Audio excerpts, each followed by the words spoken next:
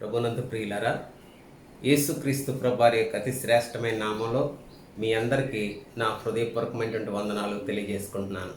ప్రార్థన చేసుకుందాం. మా ప్రేమ కలిగిన పరలోకపు తండ్రి, మీ అతి పరిశుద్ధ నామానికి వందనములు స్తోత్రములు చెల్లించుకుంటున్నాను. నాయన, గత కాలమంతయు మమ్మల్ని మీరు కాచి కాపాడి భద్రపరిచిన మీ ప్రేమ కొరకు మీకు వందనాలు. యేసుక్రీస్తు ప్రభువారి యొక్క శిలువ మరణ పునరుత్థానముల ద్వారా మాకు ఇచ్చిన గొప్ప రక్షణ భాగ్యం కొరకు వందనాలు. నాయన, ప్రేమ కలిగిన తండ్రి, ఈ దినం ఆరాధన పరిచర్యలో నీ పరిశుద్ధ సన్నిధి మాతో ఉంచి నడిపించమని, ఆరాధన వర్తమానములో బలవర్తమానములో మీ సన్నిధి మాతో ఉంచి మీ సన్నిధిని మేము సంపూర్ణంగా అనుభవించగలుగు గొప్ప భాగ్యం మాకు దయచేయమని మమ్మల్ని మీ కృపాహస్తాలకు అప్పచెప్పుకుంటూ యేసుక్రీస్తు ప్రభువారికి అతి శ్రేష్టమైన నామంలో మిక్కిలి వినంగా బెద్దనాడు వేడుకుంటున్నాం తండ్రి, ఆమేన్. ప్రభునందు ప్రియులారా, ఈరోజు మన మధ్యన వాక్య పరిచయం చేయడానికి రాయుడు దాస్ గారిని, అలాగే వారి యొక్క కుమారుడు పాల్ విశ్వదాస్ గారిని ఆహ్వానించడం జరిగింది.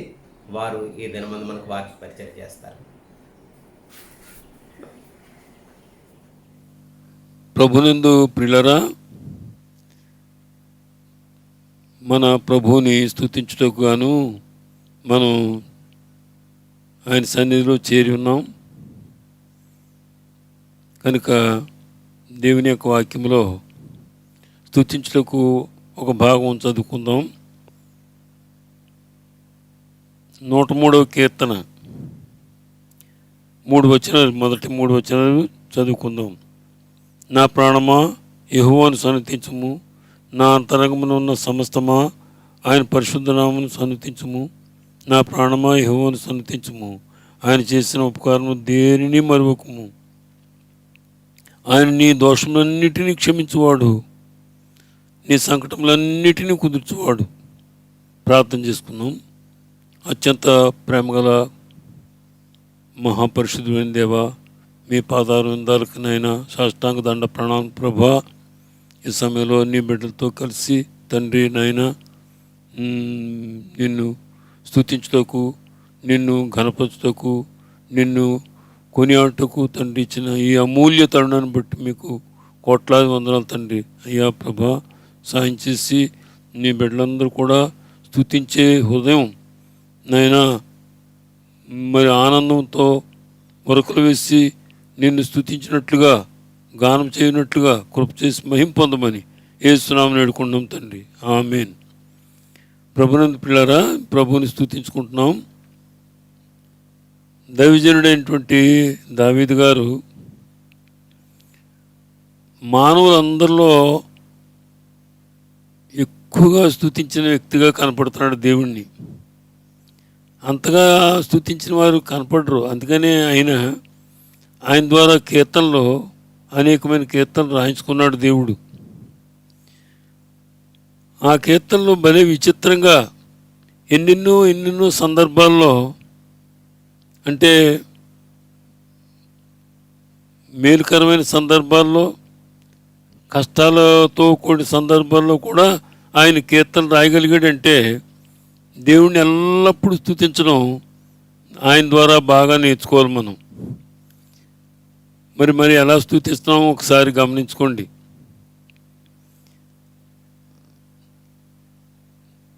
దేవుని స్తుతించడం అది ఎటువంటి కార్యక్రమం అంటే, ప్రార్థించే పని, వాక్యం ధ్యానించే పని, సాక్ష్యం చెప్పే పని, వాక్యం చెప్పే పని, ఈ పనులన్నిటికన్నా మిన్నైంది ఏంటంటే దేవుణ్ణి స్తుతించడం. ఆఖరికి విజ్ఞాపన ప్రార్థన కన్నా మిన్నైంది ఏంటంటే స్తుతించడమే, దేవుని స్తుతించడమే. గమనిస్తున్నారా? ఎక్కువగా స్తుతించాలి, ఎట్టి పరిస్థితుల్లో కూడా స్తుతించాలి. యోబు గారు ఏమంటున్నాడంటే, దేవుడు నన్ను చంపేసినా కానీ నేను ఆయన్నే ప్రేమిస్తాను, ఆయన్నే స్తుతిస్తాను, హత్తుకుంటాను అంటున్నాడు. యోబు గ్రంథం 13:15 కాబట్టి ప్రియులరా, మరి అంత ప్రేమతో మనం దేవుణ్ణి స్తుతించబద్దుడు. ఎందుకనగా ఆయన ఉపకారాలు ఏది మర్చిపోకూడదంటే, ఆయన బిడ్డలకి ఉపకారాలు చేస్తున్నాడు, అందరికీ చేస్తున్నాడు. 145వ కీర్తనలో యెహోవా అందరికి ఉపకారాన్ని చదువుతున్నాం. అయితే ఆయన బిడ్డలకి అనగా ఆయన రక్తంలో కడగబడినటువంటి విశ్వాసులకి మరెక్కువ ఉపకారి అయిన అది 1 తిమోతి పత్రిక 4:10 చూస్తున్నాం. ఆయన మరి విశేషంగా ఉపకారి ఆయన బిడ్డలకి. గమనిస్తున్నారా మీరు? ఎట్టి పరిస్థితులు అయినా సరే, కష్టాలు వచ్చినా, శ్రమలు వచ్చినా, ఇరుకులు వచ్చినా, ఇబ్బందులు వచ్చినా ఆయన మహోపకారి. ఆయన బిడ్డలకు మహోపకారి అంటే మరి ఎక్కువ ఉపకారి. ఏమో మీరు ఎలాగా గమనిస్తున్నారు కానీ బాబు, ఆ శ్రమలు వచ్చినప్పుడు కూడా శ్రమల వెనకాల ఎన్నో మేళ్ళు దాచించేస్తూ ఉంటాడు దేవుడు. శోధనలు వచ్చినా వాటి వెనకాల మేళ్ళు దాచేస్తాడు. ఆ మేళ్ళన్నీ మనం స్వతంత్రించుకోవాలి ప్రియులారా. అది దేవుని యొక్క సంకల్పం. కాబట్టి ఆయన ఉపకారం చేస్తున్నాడని మనం బాగా గ్రహించుకుందాం. అలా గ్రహించుకొని యోసేపు లాంటి వారు, దావీదు లాంటి వారు, పౌలు లాంటి వారు రకరకాల శ్రమలు, అంటే శ్రమలంటే ఊరికే ఏదో అందులోనే ఆనందించమని దేవుని సంకల్పమైనప్పుడు కూడా శ్రమల్లో, కృపల్లో, మేలుల్లో ఆయన బిడ్డల్ని ఎప్పుడు కూడా నడిపించుకుంటున్నాడని మనం గమనిస్తూ ఉన్నాం. కాబట్టి పిల్లరా, మనం ఎక్కువగా స్తుతించాలి. అంటే స్తుతించడం అంటే ఏదో పొగట్టం అనే కాదు, కేవలం ఎంత స్తుతించినా అంతకన్నా యోగ్యుడైన, ఎంతైనా స్తుతించడానికి కూడా మనం దేవుడు మనల్ని పాత్రలుగా చేశాడు. మరి ఎక్కువగా ఆయన స్తుతికి యోగ్యుడు. కాబట్టి ఎలా స్తుతిస్తున్నాం, మనం ఎలా ప్రేమిస్తున్నాం ఆయన్ని? పిల్లరా, ఆయన స్తుతించడం ఎంతో ఆనందం. ఆయనకి ఆనందం, మనకు ఉల్లాసం. కాబట్టి స్తుతి వస్త్రం మనకి ఇచ్చాడు దేవుడు. కాబట్టి ఎలా వాడుకుంటున్నాం గమనించండి. ఇలా స్తుతిస్తూ ఆయన ఉపకారాలని మనం జ్ఞాపకం చేసుకుంటూ ఉండాలి. మర్చిపోకూడదు. శ్రమలు వచ్చినప్పుడును, శోధనలు వచ్చినప్పుడును మర్చిపోయే అవకాశం ఉంది. అయితే ఆ అవకాశం లేకుండా మనం ఎప్పుడు కూడా అన్ని పరిస్థితుల్లో కూడా ఆయన స్తుతించడం అనేది ఎంత యోగ్యమో, ఎంత భాగ్యమో గమనించారా? 1 తెస్సలోనికీయుల పత్రిక 5:15 చెప్తున్నాడు, మీరు ఎల్లప్పుడూ స్తుతించనని. అంటే ఇంకా చాలా చోట్ల ఉంది ఆ మాట, ఎల్లప్పుడూ స్తుతించడం అనేది. కాబట్టి అలా స్తుతించి మనం ఆయన్ని మహింపరుస్తూ ఉంటే మన హృదయం ఎంతో ఉల్లాసం, ఎంతో ఉత్తేజం, ఎంతో ఉద్యమం కలుగుతూ ఉంటుంది. సామాన్యంగా శ్రమలు అందరికీ ఉంటాయి, దేవుని బిడ్డలకు ఉంటాయి, లోకస్తులు ఉంటాయి. అయితే ఎన్ని ఉన్నప్పుడు కూడా దేవుని బిడ్డలు ఏం చేయాలంటే ఆ శ్రమలు మర్చిపోవాలా, తర్వాత బాధలు మర్చిపోవాలా, ఆ చింతలు మర్చిపోవాలా.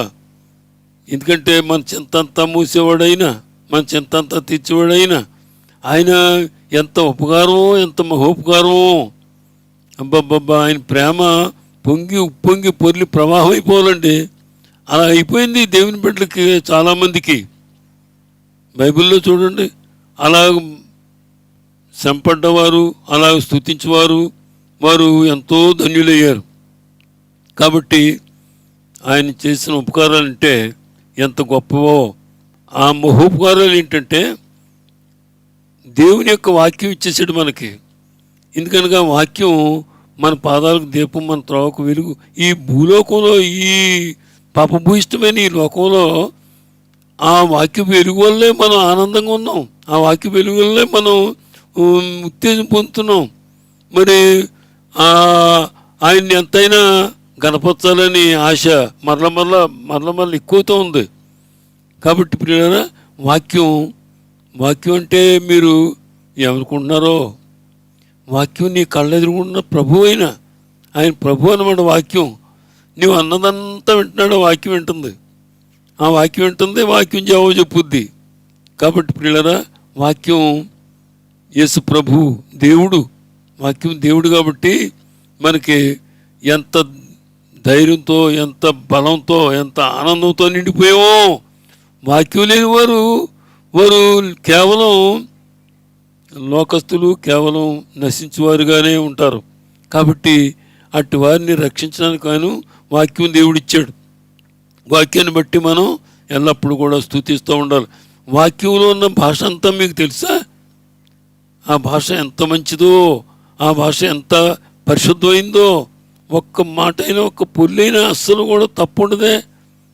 అంటే దేవుని యొక్క ఆత్మలో ఆ విధంగా గ్రహించుకోవాలన్నమాట. కాబట్టి వాక్యాన్ని బట్టి దేవుని స్తుతిద్దాం. తర్వాత పరిశుద్ధాత్మను బట్టి కూడా స్తుతించాలి. నీవు ఎప్పుడైతే రక్షింపబడిన క్షణంలో, ఆ సమయంలో పరిశుద్ధాత్మ లోపలికి వచ్చి మనకు తోడుగా ఉన్నాడు. కాబట్టి తోడుగా ఉన్నటువంటి ఆ దేవుణ్ణి ఎప్పుడు కూడా స్తుతించాలి. ఎందుకంటే పరిశుద్ధాత్ముడు పరిశుద్ధత నుండి అతి పరిశుద్ధకు, సంపూర్ణ సర్వసంపూర్ణతకు, మరి ఈ స్థితి నుండి ఆయన యొక్క స్వరూపంలోనికి మనల్ని పింపారు చేస్తూ ఉన్నాడు పరిశుద్ధాత్ముడు.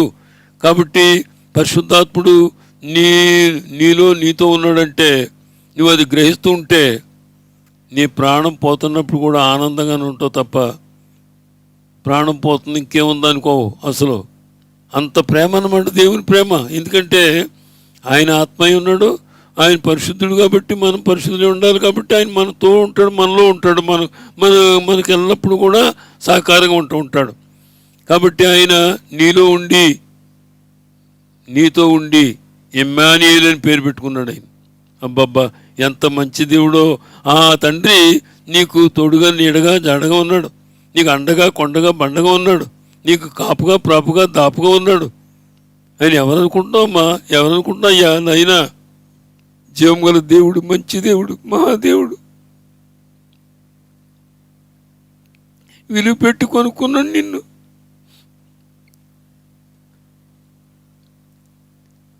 యేసు ప్రభు యొక్క ప్రాణం అంతా దారబోసేసాడు, మన పాపం అంతా కడిగేసేసాడు. ఎందుకు నీకు అనుమానం? ఎందుకు నీకు ఇంకా చింత? ఆ తండ్రిని ఎంత కొనియాడిని, ఎంత ఘనపరిచిన మనకి ఇంకా కొదవే ఎంతైనా కొనియాడాలి, గంటల తరబడి కొనియాడాలి. పిల్లలు ఏంటంటే, మనం ఇప్పుడు విజ్ఞాపన చేస్తున్నా, ప్రార్థన చేస్తున్నా, నిద్రపోతున్నా, మెలుకున్నా మన ఆత్మ కొనియాడాలన్నమాట. ఎందుకంటే యేసుప్రభురేమో మన కోసం దానమైపోయాడు, ప్రాణం బలిపెట్టి.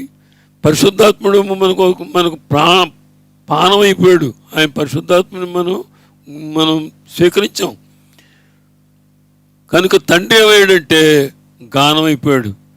ఎంత గానం చూసారా? శ్రమల్లో ఎంత గానం చేశాడు పౌలు గారు, ఎంత గానం చేశాడు దావీదు గారు, ఎంత గానం చేశాడు.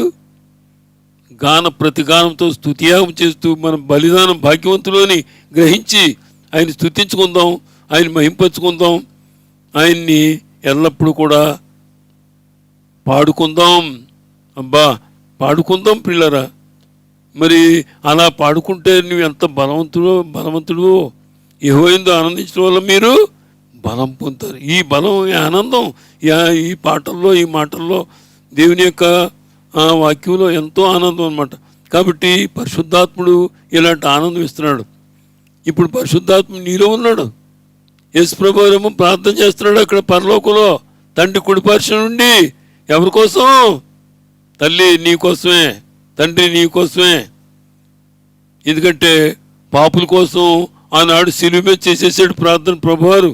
ఇప్పుడు పాపుల కోసం కాదు, నిన్ను కాపాడటానికి, నిన్ను మరి గణపరచడానికి నిన్ను దేవుడు కోరుకుంటున్నాడు. మనం ఎంత గణపరచాలి ఆయన్ని? ఎంత గణపరిచినా రుణస్థులమే, కృతజ్ఞులమే, దాసులమే, అంకితులమే, దాసులమే. ఇంత గొప్ప ప్రేమను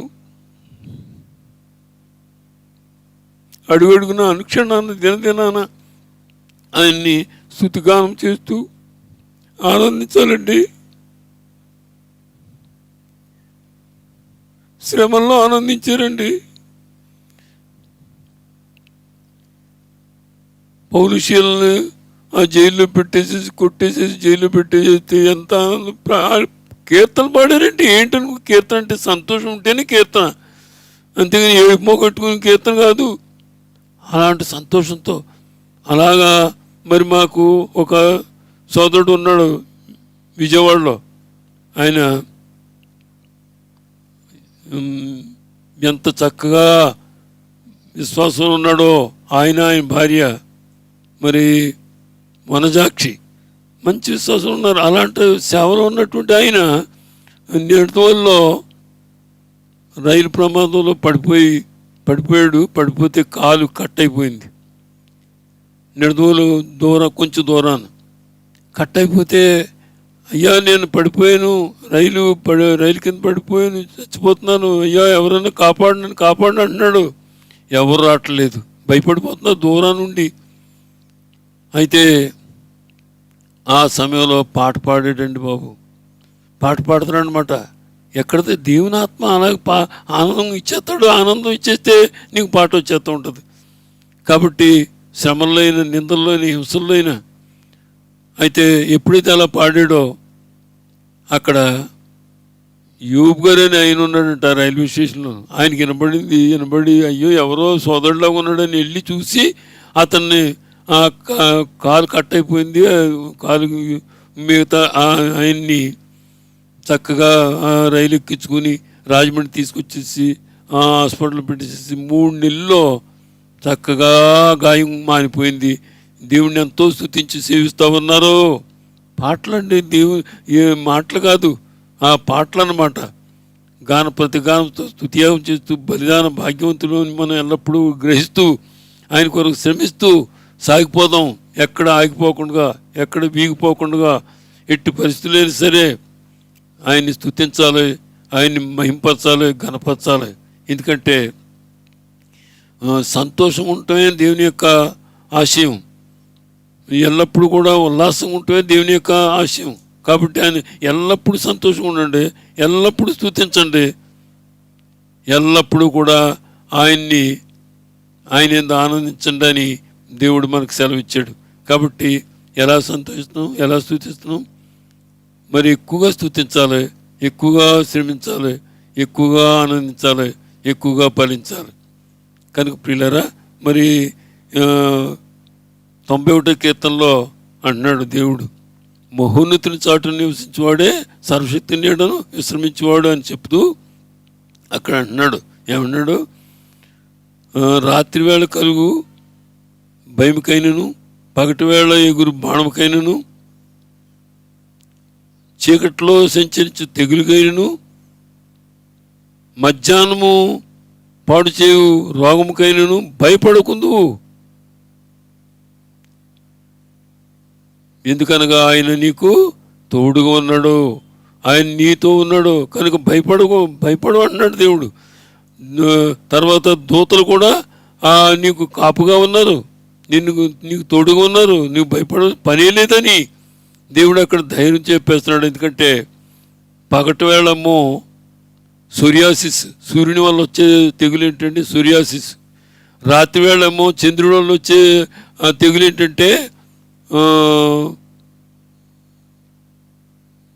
ఆ తెగుల్ని ఈ చంద్రుడి యొక్క చాంద్ర రోగం అంటారు, చంద్రుడి వల్ల వచ్చే రోగం. వీటి గురించి కూడా కాపాడుతున్నాడు, వీటి నుంచి కూడా, అన్నిటి నుంచి కూడా.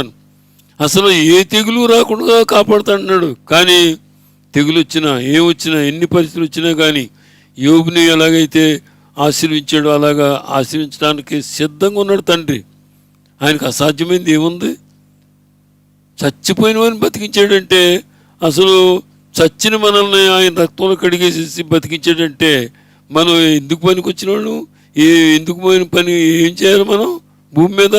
అసలైంది, శిశలైంది, నిత్యమైంది, నిజమైంది ఆయన యొక్క స్తుతియాగమే, ఆయన యొక్క ప్రతిగానంతో స్తుతియాగం చేయటమే మన యొక్క గురుతర బాధ్యత. ప్రియులరా, ఏంటి మీ బాధ్యత? ఏంటి మీ పనులు? ఏంటి మీ విశేషాలు? రోజుకి ఎంతసేపు స్తుతిస్తాం దేవుణ్ణి? ఎల్లప్పుడూ స్తుతించాలంటే హృదయం స్తుతిస్తూ ఉంటుంది, ప్రాణం స్తుతిస్తూ ఉంటుంది, నోరు స్తుతిస్తూ ఉంటుంది. కానీ నీ మనసారా కూడా ప్రత్యేకంగా ప్రార్థనలో, ఆయన స్తుతి ప్రార్థనలో ప్రవేశించి స్తుతించి ప్రార్థించి బయటికి రావాలి ఆమెనని. కాబట్టి ఇలాంటి ప్రార్థన నీకు ఉందా? నువ్వు ఎప్పుడైనా నీ సంగతి అంతా మర్చిపోయి దేవుని స్తుతియాగం చేసావా? నీ సంగతి అంతా మర్చిపోయి దేవుని సన్నిధిలో ప్రార్థన చేసావా? ప్రార్థన, విజ్ఞాపన, విలాపం, ప్రలాపం ఎంత చేసినప్పుడు కూడా అన్నిటికంటే ఏంటంటే స్తుతించడమే. దినముల తరబడి జనాల కొరకు, గడియల కొరకు, దేశాల కొరకు, అహర్నిశలు పరిశుద్ధుల కొరకు ప్రార్థిస్తూ స్తుతియాగం చేస్తూ దేవుని మహింపరచాలి పిల్లరా. ఈనాడు ఈ కరోనా వ్యాధి ఏంటి? ఈ వ్యాధి ఏవి కూడా నిన్ను వంచలేవు, ఏవి కూడా నిన్ను భయపడలేవు. ఎందుకనగా నీలో ఉన్నవాడు, నీతో ఉన్నవాడు ఎవరు అనుకుంటున్నావు? ఈ రోగాలు, ఈ వ్యాధులు, ఈ బాధలు అన్నీ కూడా ఎగిరిపోతాయి నువ్వు ఆనందిస్తే. నేర్చుకుని చెప్తాను నేను నిజంగాను. 52 ఏళ్ళు అయింది నేను దేవుళ్ళకు ఉండి. అయినప్పుడు కూడా కష్టాల్లో సరే అప్పుడప్పుడు ప్రభు యొక్క పనుల్లో అక్కడక్కడ పడిపోయాను, అక్కడక్కడ రోడ్డు మీద పడిపోయాం, కాళ్ళలో పడిపోయాం, దెబ్బలు తగిలేసి. అయినప్పుడు కూడా ఆయన్ని స్తుతించడం మానలేదు, ఆయన కొరకు పరిగెట్టడం మానలేదు. దేవుని స్తోత్రం. పిల్లరా, మీరు కూడా అనుభవం ఉన్నది మీకు. అయితే అప్పుడప్పుడు కూడా ఏమిటి ఇలాగైపోతున్నాయి పరిస్థితులు, ఈ కరోనా వచ్చి ఇలా కొంపలు ముంచేస్తుంది అనుకుంటున్నారు. నీవేం భయపడకు, ఎందుకంటే పాపరోగం అసలైంది. ఈ కరోనా రోగం ఎంత అండి, ఎంత. ఈ పాపరోగం పోగొట్టుకోకుండా నాటకాలు ఆడేస్తున్నారు చాలామంది. దేవుని యొక్క సేవకులు, దేవుని బిడ్డలు కూడా నాటకాలు ఆడేస్తున్నారండి. అందుకే దేవుని కోపం వచ్చింది. కోపం వచ్చి చూపించాడు. ఎందుకని మనం మేలుకోరి ఇచ్చాడు. మనం మేలుకోరి మనం క్షేమం పొందాలని, ఆత్మలు వర్ధిల్లాలని, లోకస్తులు మారుమనసు పొందాలని, అందుకై మనం శ్రమపడాలని దేవుడు ఈ కరోనా పంపించాడు. నా పేరు పెట్టబడిన నా జనులు తమ తాము తగ్గించుకొని తమ అతిక్రమం విడిచిపెట్టి నా వైపు తిరిగి వారు ప్రార్థిస్తే వారు దేశాన్ని స్వస్థపరుస్తాడు. ఇంత గొప్ప స్వస్థత, ఇంత గొప్ప ఆనందం మనం ఆయనలో కలిగి ఉన్నాం. ఆయన కొరకు నిలబడదాం, ఆయన కొరకు శ్రమపడదాం. మరి ప్రభు సన్నిధిలో పరుగుని వచ్చి కుటుంబ సహితంగా అందరం వచ్చి మోకాళ్ళుని ఆయన సాష్టాంగ దండ ప్రణామంతో ఆయన కొరకు స్తుతియాగం చేసుకుందామా? రండి, దూతలతో పాటు పరిశుద్ధులతో పాటు మనం అందరూ కూడా స్తుతిద్దాం. దేవునికి అనంత మహిమ నిరంతరం కూడా మన అందరి చేత ఎల్లప్పుడూ కూడా కలుగుతుండను గాక. ఆమేన్.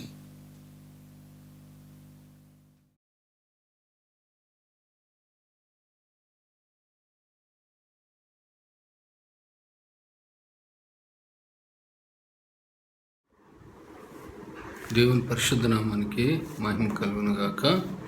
మరి ఈ పునరుత్థాన దినాన ఈ విధంగా దేవుని వాక్యాన్ని అందించడానికి దైవజనులు ప్రేమతో ఆహ్వానించినందుకు నేను దేవుని స్తుతిస్తూ ఉన్నాను. మీ అందరికీ కూడా వందనాలు తెలియజేసుకుంటూ ఉన్నాను. మరి కరోనా సందర్భంలో మరి ఎవరు మట్టుకు వారే ఇళ్లలో ఉండి దేవుణ్ణి ఆరాధించుకుంటూ ఉన్నాం. మరి దేవుని మహాకృప చేత దేవుడు ఇచ్చిన క్షేమాన్ని బట్టి స్తుతించుకుంటూ ఈ విధంగా దేవుని వాక్యాన్ని మనం వినడానికి, ఆయన సన్నిధిలో కూర్చుని ఇళ్లలో కుటుంబాలుగా ఆరాధించడానికి దేవుడు ఇచ్చినటువంటి కృపను బట్టి ప్రభువుని స్తుతిస్తూ ఉన్నాం. మరి ఈరోజు ఆరాధన వాక్యంగా మనం కొన్ని విషయాలు నేర్చుకుందాం. చూడండి, మరి కరోనా తెగులు కాలంలో ఉన్నాం. దానికి రిలవెంట్గా అంటే సందర్భానుసారంగా మనం దేవుని వాక్యాన్ని నెమరు వేసుకోవడం ఎంతైనా అవసరం. కీర్తన గ్రంథం 106వ అధ్యాయం 29-30 వచనాలని మనం చూసుకుందాం. 106వ కీర్తన 29-30 వచనాలు. వారు తమ క్రియల చేత ఆయనకు కోపము పుట్టించగా వారిలో తెగులు రేగెను. ఫీనెహాసు లేచి పరిహారము చేయగా ఆ తెగులు ఆగిపోయెను. ప్రియులారా, చదవనటువంటి వాక్యంలో వారు అంటే ప్రజలు తమ క్రియల చేత దేవునికి కోపాన్ని పుట్టిస్తే ఆ దేశంలో లేక భూమి మీద వారికి తెగులు వచ్చినట్లుగా మనము చూస్తూ ఉన్నాం. ఒక వ్యక్తి ఆ సమాజం నుండి లేచి పరిహారం చేయడం ద్వారా వైరస్ ఆగిపోయినట్లుగా మనము చూస్తూ ఉన్నాం. అనగా జనుల క్రియలో దేవునికి కోపాన్ని తెప్పించి తెగులు వచ్చేటట్లుగా చేస్తే, ఒకడు లేచి పరిహారం చేస్తే తెగులు ఆగింది.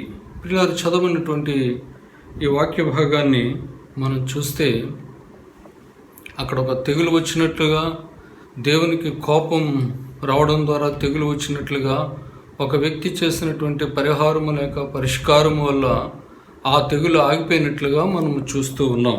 దీన్ని 3 భాగాలుగా నేను విభజిస్తూ మాట్లాడాలని ఆశపడుతున్నాను. మొట్టమొదటిది ఏంటంటే రీజన్స్, దేవుని కోపానికి రీజన్స్ ఏమిటి. రెండవదిగా రిజల్ట్స్, దేవుని యొక్క కోపం వస్తే మనకు వచ్చే ఫలితాలు ఏంటి.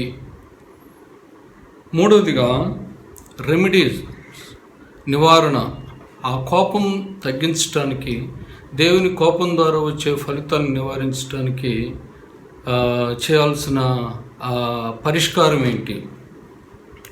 Reasons for his anger, results of his anger and remedies for his anger. ఈ 3 మనం ధ్యానం చేద్దాం. రీజన్స్, కారణాలు ఏంటి. ఇంగ్లీష్లో ఈ వాక్యాన్ని చదివినట్లయితే they aroused the lord's anger by their wicked deeds అని ఉంటుంది. తెలుగులో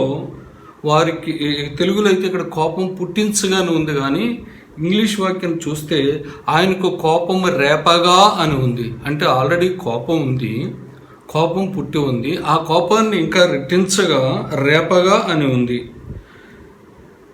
ఆయనకున్న కోపం కాస్త రేగినట్టుగా మనము చూస్తూ ఉన్నాం.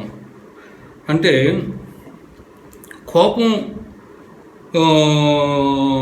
ఉన్నప్పుడల్లా, దేవునికి కోపం ఉన్నప్పుడల్లా, వచ్చినప్పుడల్లా కొన్ని కారణాల వల్ల మనిషిని గద్దించేవాడు, బుద్ధి చెప్పేవాడు, వినమని చాలాసార్లు ఏ రీతులుగా చిన్న చిన్న శిక్షలు ఇస్తూ ఆయన బుద్ధి చెప్తూ ఉండేవాడు. మరి చెప్పిన మాట చెప్పినా కూడా వినకపోతే దేవునికి కోపం రేగుతుందని, రాజుకుంటుందని, రగులుకుంటుందని మనం చూస్తూ ఉన్నాం. దాని ఫలితాన్ని అదే మనం అనుభవిస్తూ ఉన్నాం. అందుకే నిర్గమాకాండము 23వ అధ్యాయం 21వ వచనంలో ఒక మాట, ఒక హెచ్చరిక ఉంటున్నది. ఆయన సన్నిధిని జాగ్రత్తగా ఉండి ఆయన మాట వినవలెను, ఆయన కోపము రేపవద్దు. ఆయన సన్నిధిని జాగ్రత్తగా ఉండి ఆయన మాట వినాలి, ఆయన కోపము రేపవద్దు అని ఉంది. అదేంటండి, దేవుని కోపం వస్తుందా, కోపగిస్తాడా, అంత కోపం రేగుతుందా అని మనం అనుకోవచ్చు. ఆయన కోపగిస్తాడు. దేవుడు కరుణామయుడు, కృపామయుడు, ప్రేమామయుడు, దయాదాక్షిణ్యపూర్ణుడు, కనికర సంపన్నుడు అని ఎలా మనం ఒక కోణంలోనే మనం చూస్తాం, వన్ సైడ్ చూస్తాం. కానీ రెండవ సైడ్ కనుక మనం చూసినట్లయితే దేవుడు దహించు అగ్ని అయి ఉన్నాడు అని, hour God is consuming fire అని మనం చూస్తూ ఉంటాం. కోపపడే దేవుడు, కుమారుని ముద్దు పెట్టుకోండి లేకపోతే ఆయన కోపగిస్తాడు అని దేవుని యొక్క కోపం గురించి కూడా ఉంటూ ఉన్నది. ద్వితీయోపదేశకాండము 4వ అధ్యాయం 24వ వచనంలో ఒక మాట ఉన్నది, నీ దేవుడైన యెహోవా దహించు అగ్నియు రోషము గల దేవుడై ఉన్నాడు. For the Lord your God is a consuming fire and a jealous God. ఆయన దహించు అగ్ని, ఎంత ప్రేమామయుడో అంత కోపం కలిగినటువంటి దేవుడు, ఎంత కరుణామయుడో అంత కఠినంగా ప్రవర్తించేటటువంటి దేవుడు, ఎంత ప్రేమ చూపించి హక్కుని చేర్చుకుంటాడో అంతే కఠినంగా శిక్షించి కీడుకు కూడా అప్పగించేటటువంటి దేవుడుగా మనం చూస్తూ ఉన్నాం. ఇంకా ఆలోచన చేసినట్లయితే యెషయా గ్రంథం 30వ అధ్యాయం 27వ వచనంలో ఆయన నాలుక దహించు అగ్ని జ్వాల వలె ఉంది. ఒక వెల్డింగ్ మిషన్ నుంచి ఆ పైప్ నుంచి వచ్చే చివరి జ్వాల ఎలాగైతే ఆ మెటల్ కరిగిస్తూ ఉంటుందో, దేవుని నాలుక కూడా ఆ విధంగా భయంకరమైనటువంటి అగ్ని జ్వాల లాంటిది అని దేవుని వాక్యం చెప్తూ ఉంటుంది. ఒకసారి దేవునికి ఎక్కడ లేనంత కోపం వచ్చింది సొదొమ గొమొర్రా అనే పట్టణాల మీద. కారణం అక్కడ ప్రజలు ఎంత చెప్పినా వినకపోవడం వల్ల, అక్కడున్న పాపాన్ని బట్టి, వ్యభిచారాన్ని బట్టి, దేవునికి లోబడినందుకు ఆయన చూసి ఫైనల్గా ఆయన నాలుకను చాపాడు అంతే. ఎంత ఆ పట్టణాలు సర్వనాశనం అయిపోయినాయి, అగ్నిగంధకాలతో అది సర్వనాశనం అయిపోయినాయి. అక్కడున్న ప్రజలు ఆయన కోపాన్ని రేపారు. ఆయన కోపం రేగినట్లుగా బాగా రాజుకునేటట్లుగా వాళ్ళ ప్రవర్తనతో దేవుడు విసిగిపోయి ఇంకా అగ్ని జ్వాల లాంటి తన నాలుకను వారి మీద చూపించాల్సి వచ్చింది. అందుకే సొదొమ గొమొర్రా పట్టణాలను ఆయన దహించినట్లుగా మనం చూస్తాం. దేవుని యొక్క మహాకోపాన్ని, ఆ సర్వనాశనం అయిపోయినటువంటి 2 పట్టణాలను చూసి ప్రజలు ఇలా చెప్పుకుంటారని ఉందట. ద్వితీయోపదేశకాండం 29వ అధ్యాయం 24వ వచనంలో ప్రజలు ఇలా మాట్లాడుకుంటారట. దేవుని యొక్క కోపాన్ని చూసి ఆ అగ్నిగంధకాలతో నశించిపోతున్న 2 పట్టణాల యొక్క స్థితిని, ఆ శిథిలమైపోయినటువంటి స్థితిని చూసి ప్రజలు ఇలా అనుకుంటారట. ద్వితీయోపదేశకాండం 29వ అధ్యాయం 24వ వచనం, యెహోవా దేన్ని బట్టి దేశం ఇట్లు చేసెనో, ఈ కోపాగ్నికి హేతువేమో అని చెప్పుకుంటారటండి ప్రజలు. ఎస్, ప్రస్తుతం ఇప్పుడున్నటువంటి కరోనా తెగుల యొక్క దుష్ఫలితాలు, జరుగుతున్న మరణాలు, ఈ పెరుగుతున్న తీరు, ఇవన్నీ చూస్తుంటే ప్రతి దేశస్తులు కూడా ఇదే ప్రశ్న వేసుకోవాలి. ఈ మహమ్మారి కరోనా గురించి, ఈ కరోనా విషయంలో దేవుడు ఈ భూమిని ఎందుకు ఇట్లు చేసెనో, ఆయన మహాకోపాగ్నికి హేతువేంటో అని మనము ప్రశ్నించుకోవాలి ప్రియులారా. నిజంగా ప్రస్తుత పరిస్థితుల్లో ఇలాంటి కరోనా మహమ్మారి పరిస్థితులు అన్ని ప్రపంచం అంతా ఆవరించి ఉన్నాయి కాబట్టి భూమి అంతటి మీద ఒకే తెగులు తాండవిస్తూ ఉన్నది కాబట్టి ప్రజలు ఒకే రకమైన శిక్షను అనుభవిస్తూ ఉన్నారు కాబట్టి ఇది దేవుని శిక్ష, దేవుని యొక్క ఉగ్రత అని మనం గ్రహించాలి ప్రియులారా. ఎందుకంటే ఇంతకాలము, ఇన్ని సంవత్సరాలు, ఇన్ని వేలు లేక ఇన్ని వందల సంవత్సరాలు ఇంత దీర్ఘశాంతము చూపించినటువంటి దేవుడు ఈ లోకం యొక్క స్థితిని బట్టి ఆయనకు కోపం వచ్చి ఆయన తన ఆయుధాలను ప్రయోగించడం మొదలుపెట్టాడు ప్రియులారా. ఇది నేను అనుకుంటాను ఇది ఒక ప్రథమ డేంజరస్ సిగ్నల్.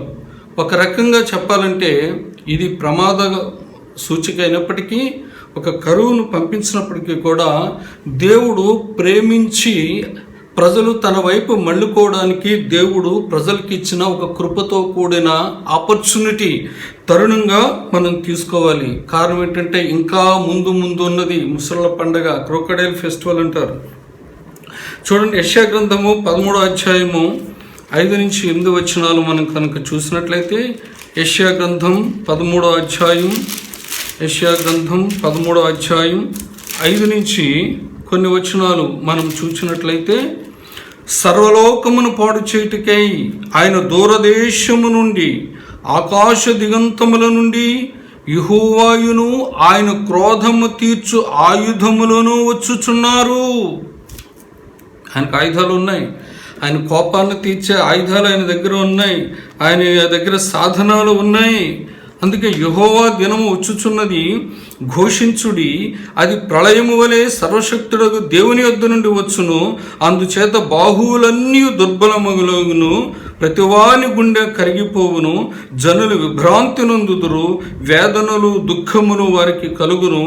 ప్రసవ వేదన పడువాని వలె వారు వేదన పడిదరు, ఒకరినొకరు తేరుచూతురు, వారి ముఖములు జ్వాలల వలె ఎర్రబారును. ఎస్, దేవునికి కొన్ని ఆయుధాలు ఉన్నాయి. అవసరమైతే శిక్షించడానికి, ఉగ్రత రప్పించడానికి, మనుషులకు బుద్ధి చెప్పడానికి, అవసరమైతే ప్రతీకారం తీర్చుకోవడానికి కూడా దేవుని దగ్గర కొన్ని ఆయుధాలు ఉన్నాయట ప్రియులారా. అవసరమైతే ఆయుధాలను ప్రయోగిస్తాడు. అవేంటున్నది మనం ముందు చూద్దాం. ఓకే, అసలు దేవుని కోపానికి, అది రేగడానికి హేతువు ఏమిటి? చదివినటువంటి భాగాన్ని మనం ఆలోచన చేసినట్లయితే అక్కడ ఏమనుంది, వారు తమ క్రియల చేత ఆయనకు కోపము పుట్టించగా, వారి క్రియల చేత, వారి ప్రవర్తన విధానం చేత ఏంటి, ఏ క్రియలు ఆయన కోపం రావడానికి కారణమయ్యాయి? ఆనాడు దేవుని ప్రజలు ఏ క్రియల చేత అయితే ఆయనకు కోపం రేపారో, ఏ క్రియల వల్ల ఆయనకు అప్పుడు కోపం రేగిందో, అవే క్రియలు ఈనాటికి చేస్తూనే ఉన్నారట ప్రియులారా. అలవాటు పడిపోయి ఆ క్రియలకు దాసులైపోయి నేటికి దేవునికి కోపం రేపుతూ ఉన్నట్లుగా మనం చూస్తూ ఉన్నాం. చాలా క్రియలు ఉన్నాయి. నేను ఒక 4 సైడ్ హెడ్డింగ్స్లో వాళ్ళు చేసినటువంటి క్రియలు చెప్తాను. మొట్టమొదటిగా దుష్క్రియలు, రాంగ్ డీడ్స్. ఈ క్రియలు చేసేవారిని తెలుగులో ఏమంటారంటే దుర్మార్గులు అంటారు. అంటే చెడ్డ మార్గములో ఉన్నవారు.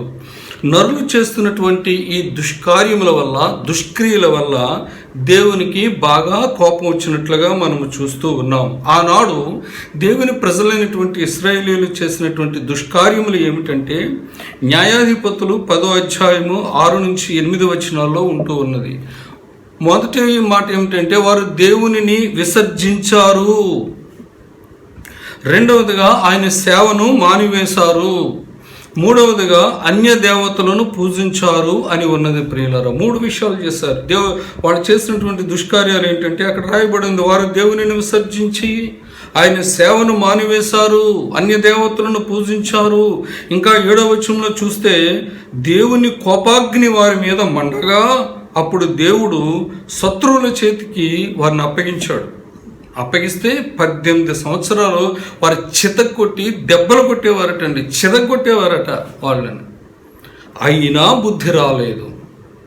వారిలో మార్పు రావడానికి, వారికి మళ్ళా మేలు చేయడానికి, ఆయన వైపు మళ్లించుకోవడానికి, వారి కోపాగ్ని వారి మీద మండినప్పుడు దేవుడు శత్రువుల చేతికి అప్పగిస్తే వాళ్ళు 18 సంవత్సరాలు దెబ్బలు కొట్టి తన్ని చితక్కొట్టారట.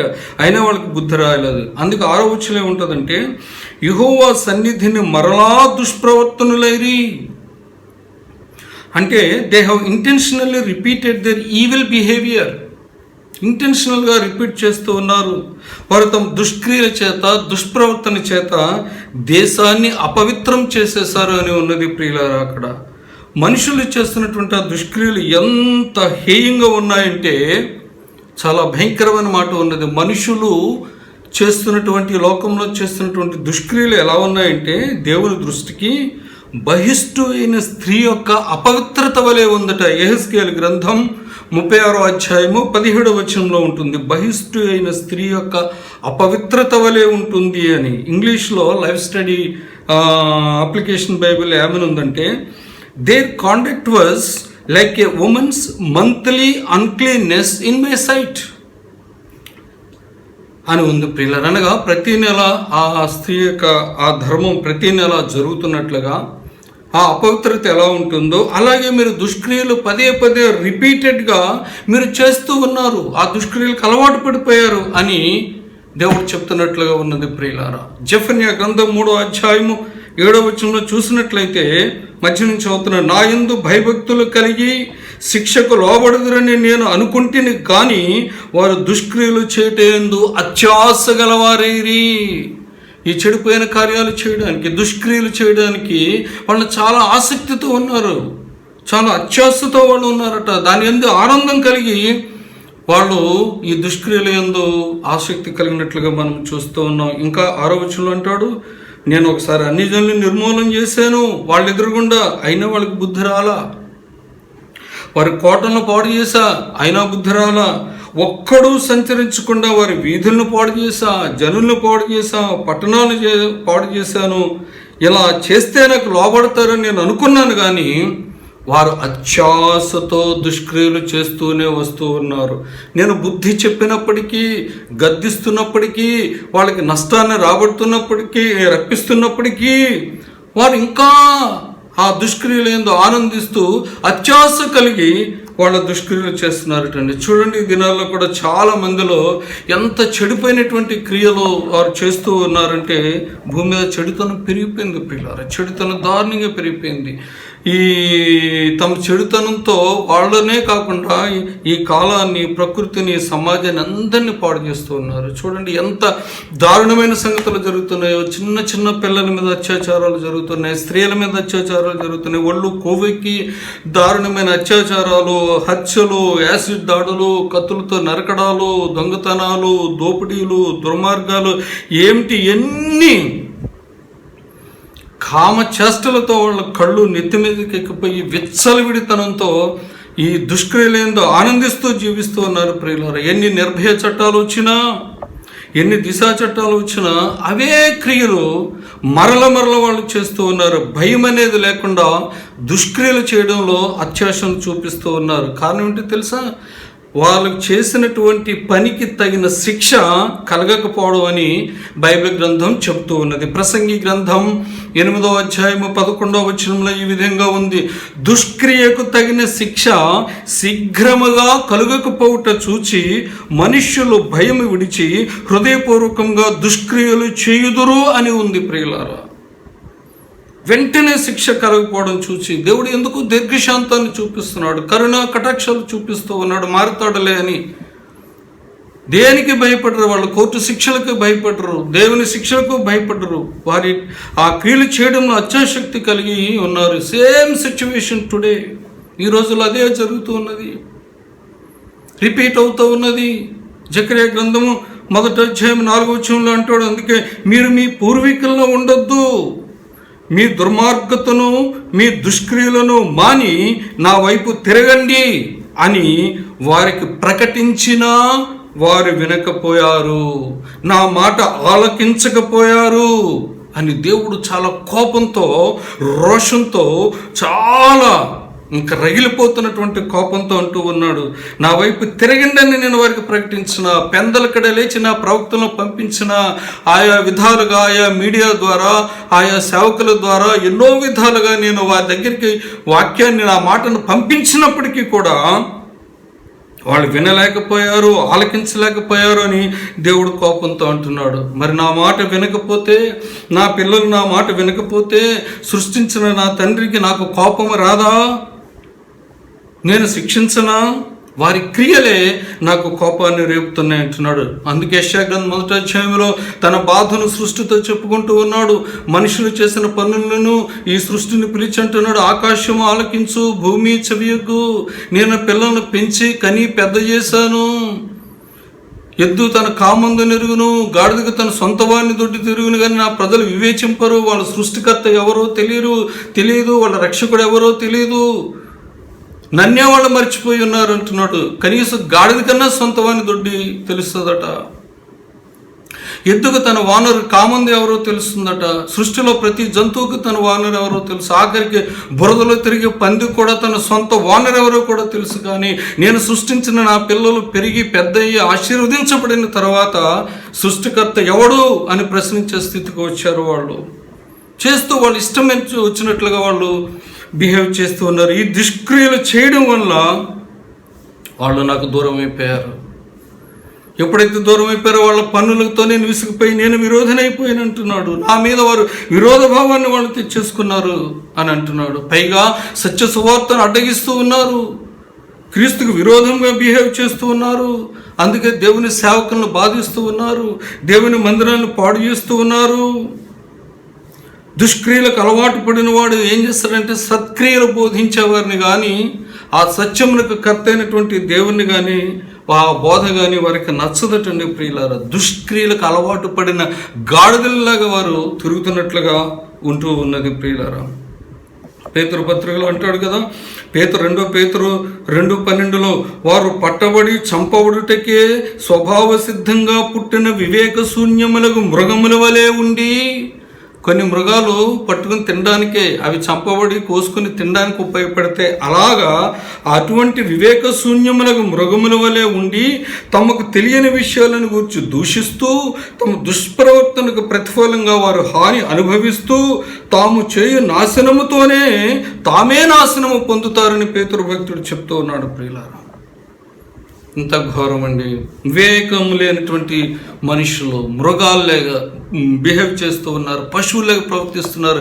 నిజంగా చెప్పాలంటే పశువుల కన్నా జ్ఞానం ఉన్నది భూమి మీద, మృగాల కన్నా కొంత జ్ఞానం ఉన్నది. కానీ ఈనాడు భూమి మీద జీవిస్తున్న మనిషి అస్సలు వివేకం లేకుండా, జ్ఞానం లేకుండా, బుద్ధి లేకుండా, సిగ్గు లేకుండా పాపం చేయడానికి ఎంతో అత్యాశం చూపిస్తూ ఆ పాపంలోనే సంతోషిస్తున్నాడు. పైగా పాపం నుండి అతిశయిస్తాడు, తను చేసే దరిద్రపు క్రియలేందో అతిశయం కలిగి ఉంటున్నాడు అని ఉన్నది. ప్రియులారా, కీర్తన 34:16 దుష్క్రియలు చేయవారి జ్ఞాపకాన్ని భూమి మీద నుండి కొట్టివేయటకే యెహోవా సన్నిధి వారికి విరోధంగా ఉన్నది.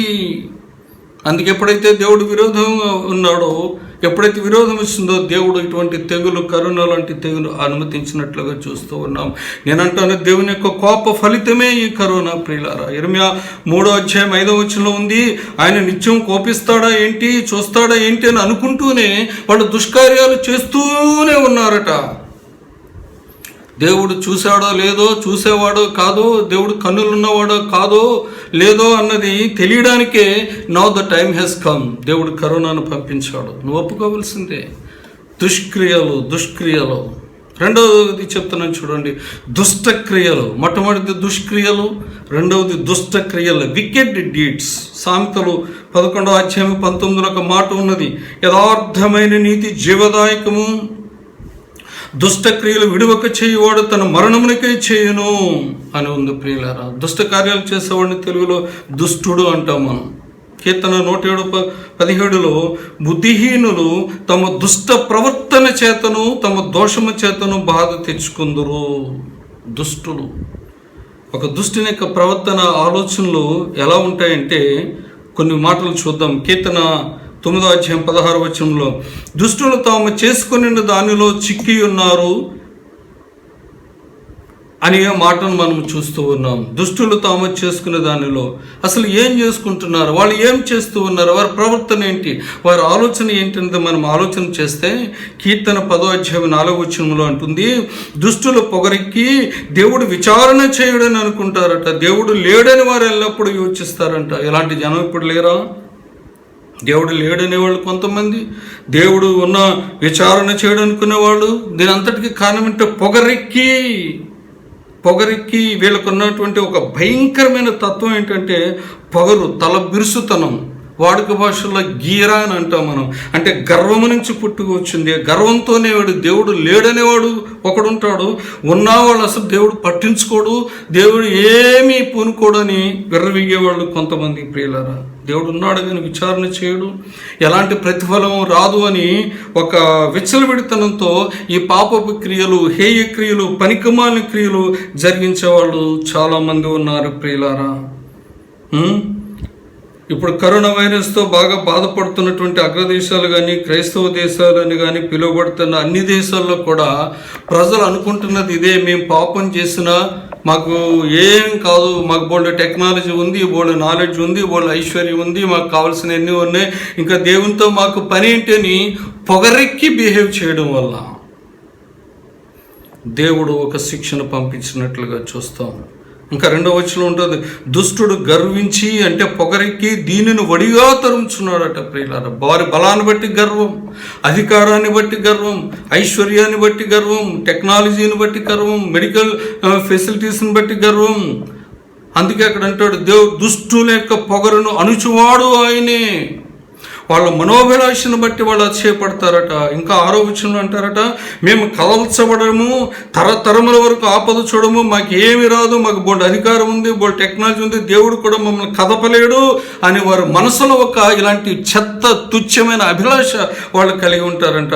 ఖబర్దార్, ఎంతటి కొండనైనా, ఎంతటి సముద్రాన్నైనా, నీకెంత టెక్నాలజీ ఉన్నా కూడా నోటి ఊపిరితో కదల్చగలవాడు నా దేవుడు. కంటికి కనిపించని, ఎవరికి చిక్కని అతి చిన్న వైరస్తో సమస్త ప్రపంచాన్ని గొప్ప బలశాలి దేవుడు అని, ప్రపంచమంతటిని కుదిపేసే గొప్ప బలశాలి దేవుడని ఇప్పటికైనా లోకం గుర్తిస్తే బాగుంటుంది ప్రియులారా. ఇంకేమనుకుంటారట, కీర్తన 94:21 దుష్టులు నీతిమంతుల ప్రాణము తీటుకే వారి మీద పడుదురు, దోషులని నిర్దోషులకు మరణము విధింతురు. ఎస్, చాలా దారుణంగా ఎంతమంది నీతిమంతుల మీద పడి అన్యాయంగా చంపుతున్నారండి. ఆ 1వ శతాబ్దంలో క్రైస్తవులపై ఎన్ని ఘోరాలు జరిగావో, అపొస్తలుడైనటువంటి పౌలు కూడా ఆ విధంగానే దేవుని సేవకుల మీద పడి అన్యాయంగా చిత్రహింస చేసి చంపేసేవాడు. ఈనాడు కూడా దేవుని సేవకులు అవమానపరిచేవారు, కొట్టేవారు, ఆలయాలను కూల్చేసేవారు. చాలా దారుణంగా వాళ్ళు బిహేవ్ చేస్తున్నారు. నీతిమంతుల ప్రాణము తీయుటకై ఈ దినాల్లో అలాగే పడుతున్నారండి. సత్యాన్ని ప్రకటించే వారి మీద, నీతిగా నిజాయితీగా ఎవరికి హాని చేయకుండా బ్రతికే దేవుని సేవకుల మీద, నిజ మార్గాన్ని, రుజు మార్గాన్ని, సత్య మార్గాన్ని బోధిస్తున్నటువంటి దైవజనుల మీద మత మార్పిడి అనే దరిద్రపు గజ్జి చేత, దరిద్రపు అభిప్రాయం చేత క్రైస్తవ సేవకుల మీద దాడి చేస్తుంటే వారి దేవుడు ఊరుకుంటాడా? వారు ఒంటి మీద చెయ్యి వేస్తే తస్మాత్ జాగ్రత్త, దేవుని ఉగ్రత ఖచ్చితంగా వచ్చి తీరుతుంది. నా సేవకుని ముట్టుకున్నవాడు నా కనుగుడ్డును ముట్టుకున్నవాడు అంటున్నాడు. నా కనుగుడ్డు మీద వేలు తగిలితే ఎలా ఉంటుందో నువ్వు చూస్తావు దాని ఫలితం అని అంటున్నాడు. ప్రియమైనటువంటి వారులారా, దుష్టుల ప్రవర్తన ఫలితమే ఈనాడు మనం అనుభవిస్తున్నటువంటి శిక్ష. సామెతలు 29:16 ఉంటుంది, దుష్టులు ప్రబలినప్పుడు చెడుతనం ప్రబలుతుంది, వారు పడిపోటున్న నీతిమంతులు కన్నులారా చూచెదరు. జాగ్రత్త, వెంటనే శిక్ష రాకపోవచ్చు, వెంటనే ఫలితం రాకపోవచ్చు, కానీ జీవము గల దేవుని ఈ యొక్క జనాలను గనక తాకినట్లయితే, చెయ్యి వేసినట్లయితే, అన్యాయంగా హింసించినట్లయితే ఇలాంటి భయంకరమైన తెగులు కీడు రప్పించడానికైనా సర్వశక్తిమంతుడైన సర్వ సృష్టికర్త అయిన నిజ దేవుడైన యేసుక్రీస్తు ప్రభువారు వెనుకాడడు అనే సత్యాన్ని మీకు గుర్తు చేస్తూ ఉన్నాను. ఇప్పటికైనా ఒక అవకాశాన్ని ఇస్తున్నాడు. మీ మేలును కోరి, మీ మార్పును కోరి, ఇంకా ప్రేమించి ఈ శిక్ష ద్వారా మీకు కూడా మంచి ఒక అవకాశాన్ని ఇస్తూ ఉన్నాడు. రండి రండి రండి అని ప్రియులారా. యెషయా గ్రంథము 55:7 ఉంటుంది. యెషయా గ్రంథము 55:7 ఒక మాటను చూడండి. యెషయా గ్రంథం 55:7 భక్తిహీనులు తమ మార్గమును విడువవలెను, దుష్టులు తమ తలంపులను మానవలెను, వారు యెహోవా వైపు తిరిగిన ఎడల ఆయన వారి యందు జాలిపడును, వారు మన దేవుని వైపు తిరిగిన ఎడల ఆయన బహుగా క్షమించును.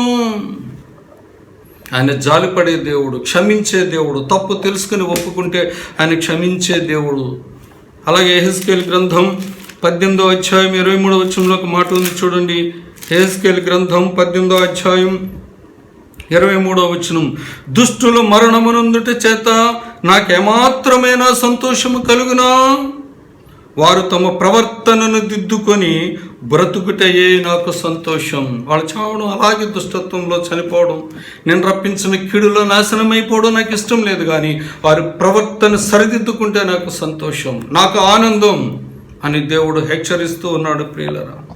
ఇంకొకటి ఏంటంటే, ఒక విచిత్రమైన విషయం ఉంది. ఇర్మీయా గ్రంథం 5:26 నా జనులలో దుష్టులున్నారు, నన్ను ఆశ్రయిస్తున్నాను అన్నవారిలోనూ సోకాల్డ్ క్రిస్టియన్స్ అని పిలువబడుతున్న వారిలో కూడా దుష్టులు ఉన్నారు.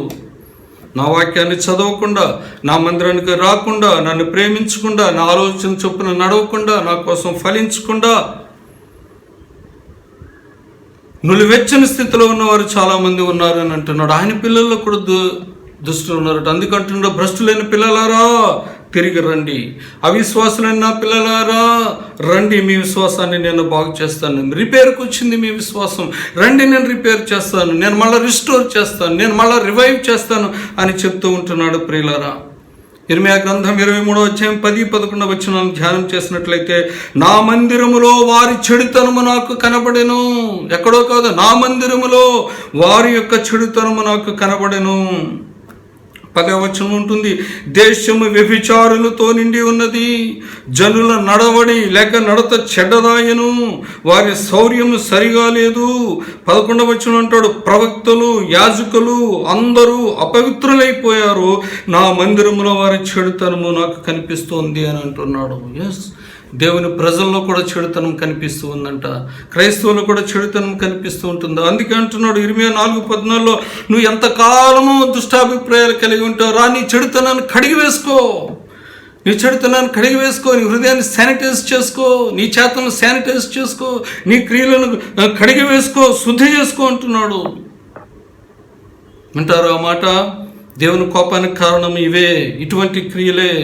23:12 చూడండి, వారి దండన సంవత్సరమున వారి మీదికి నేను కీడు రప్పించుచున్నాను అని వ్రాయబడి ఉన్నది.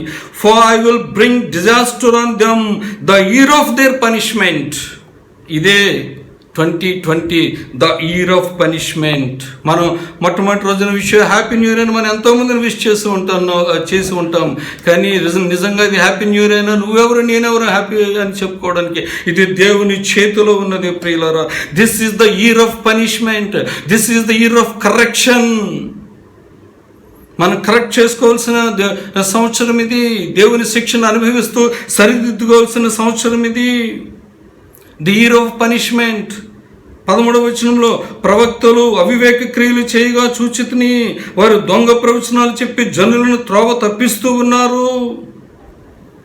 క్రైస్తవులను పట్టుకోవడానికి కోపం వస్తుంది.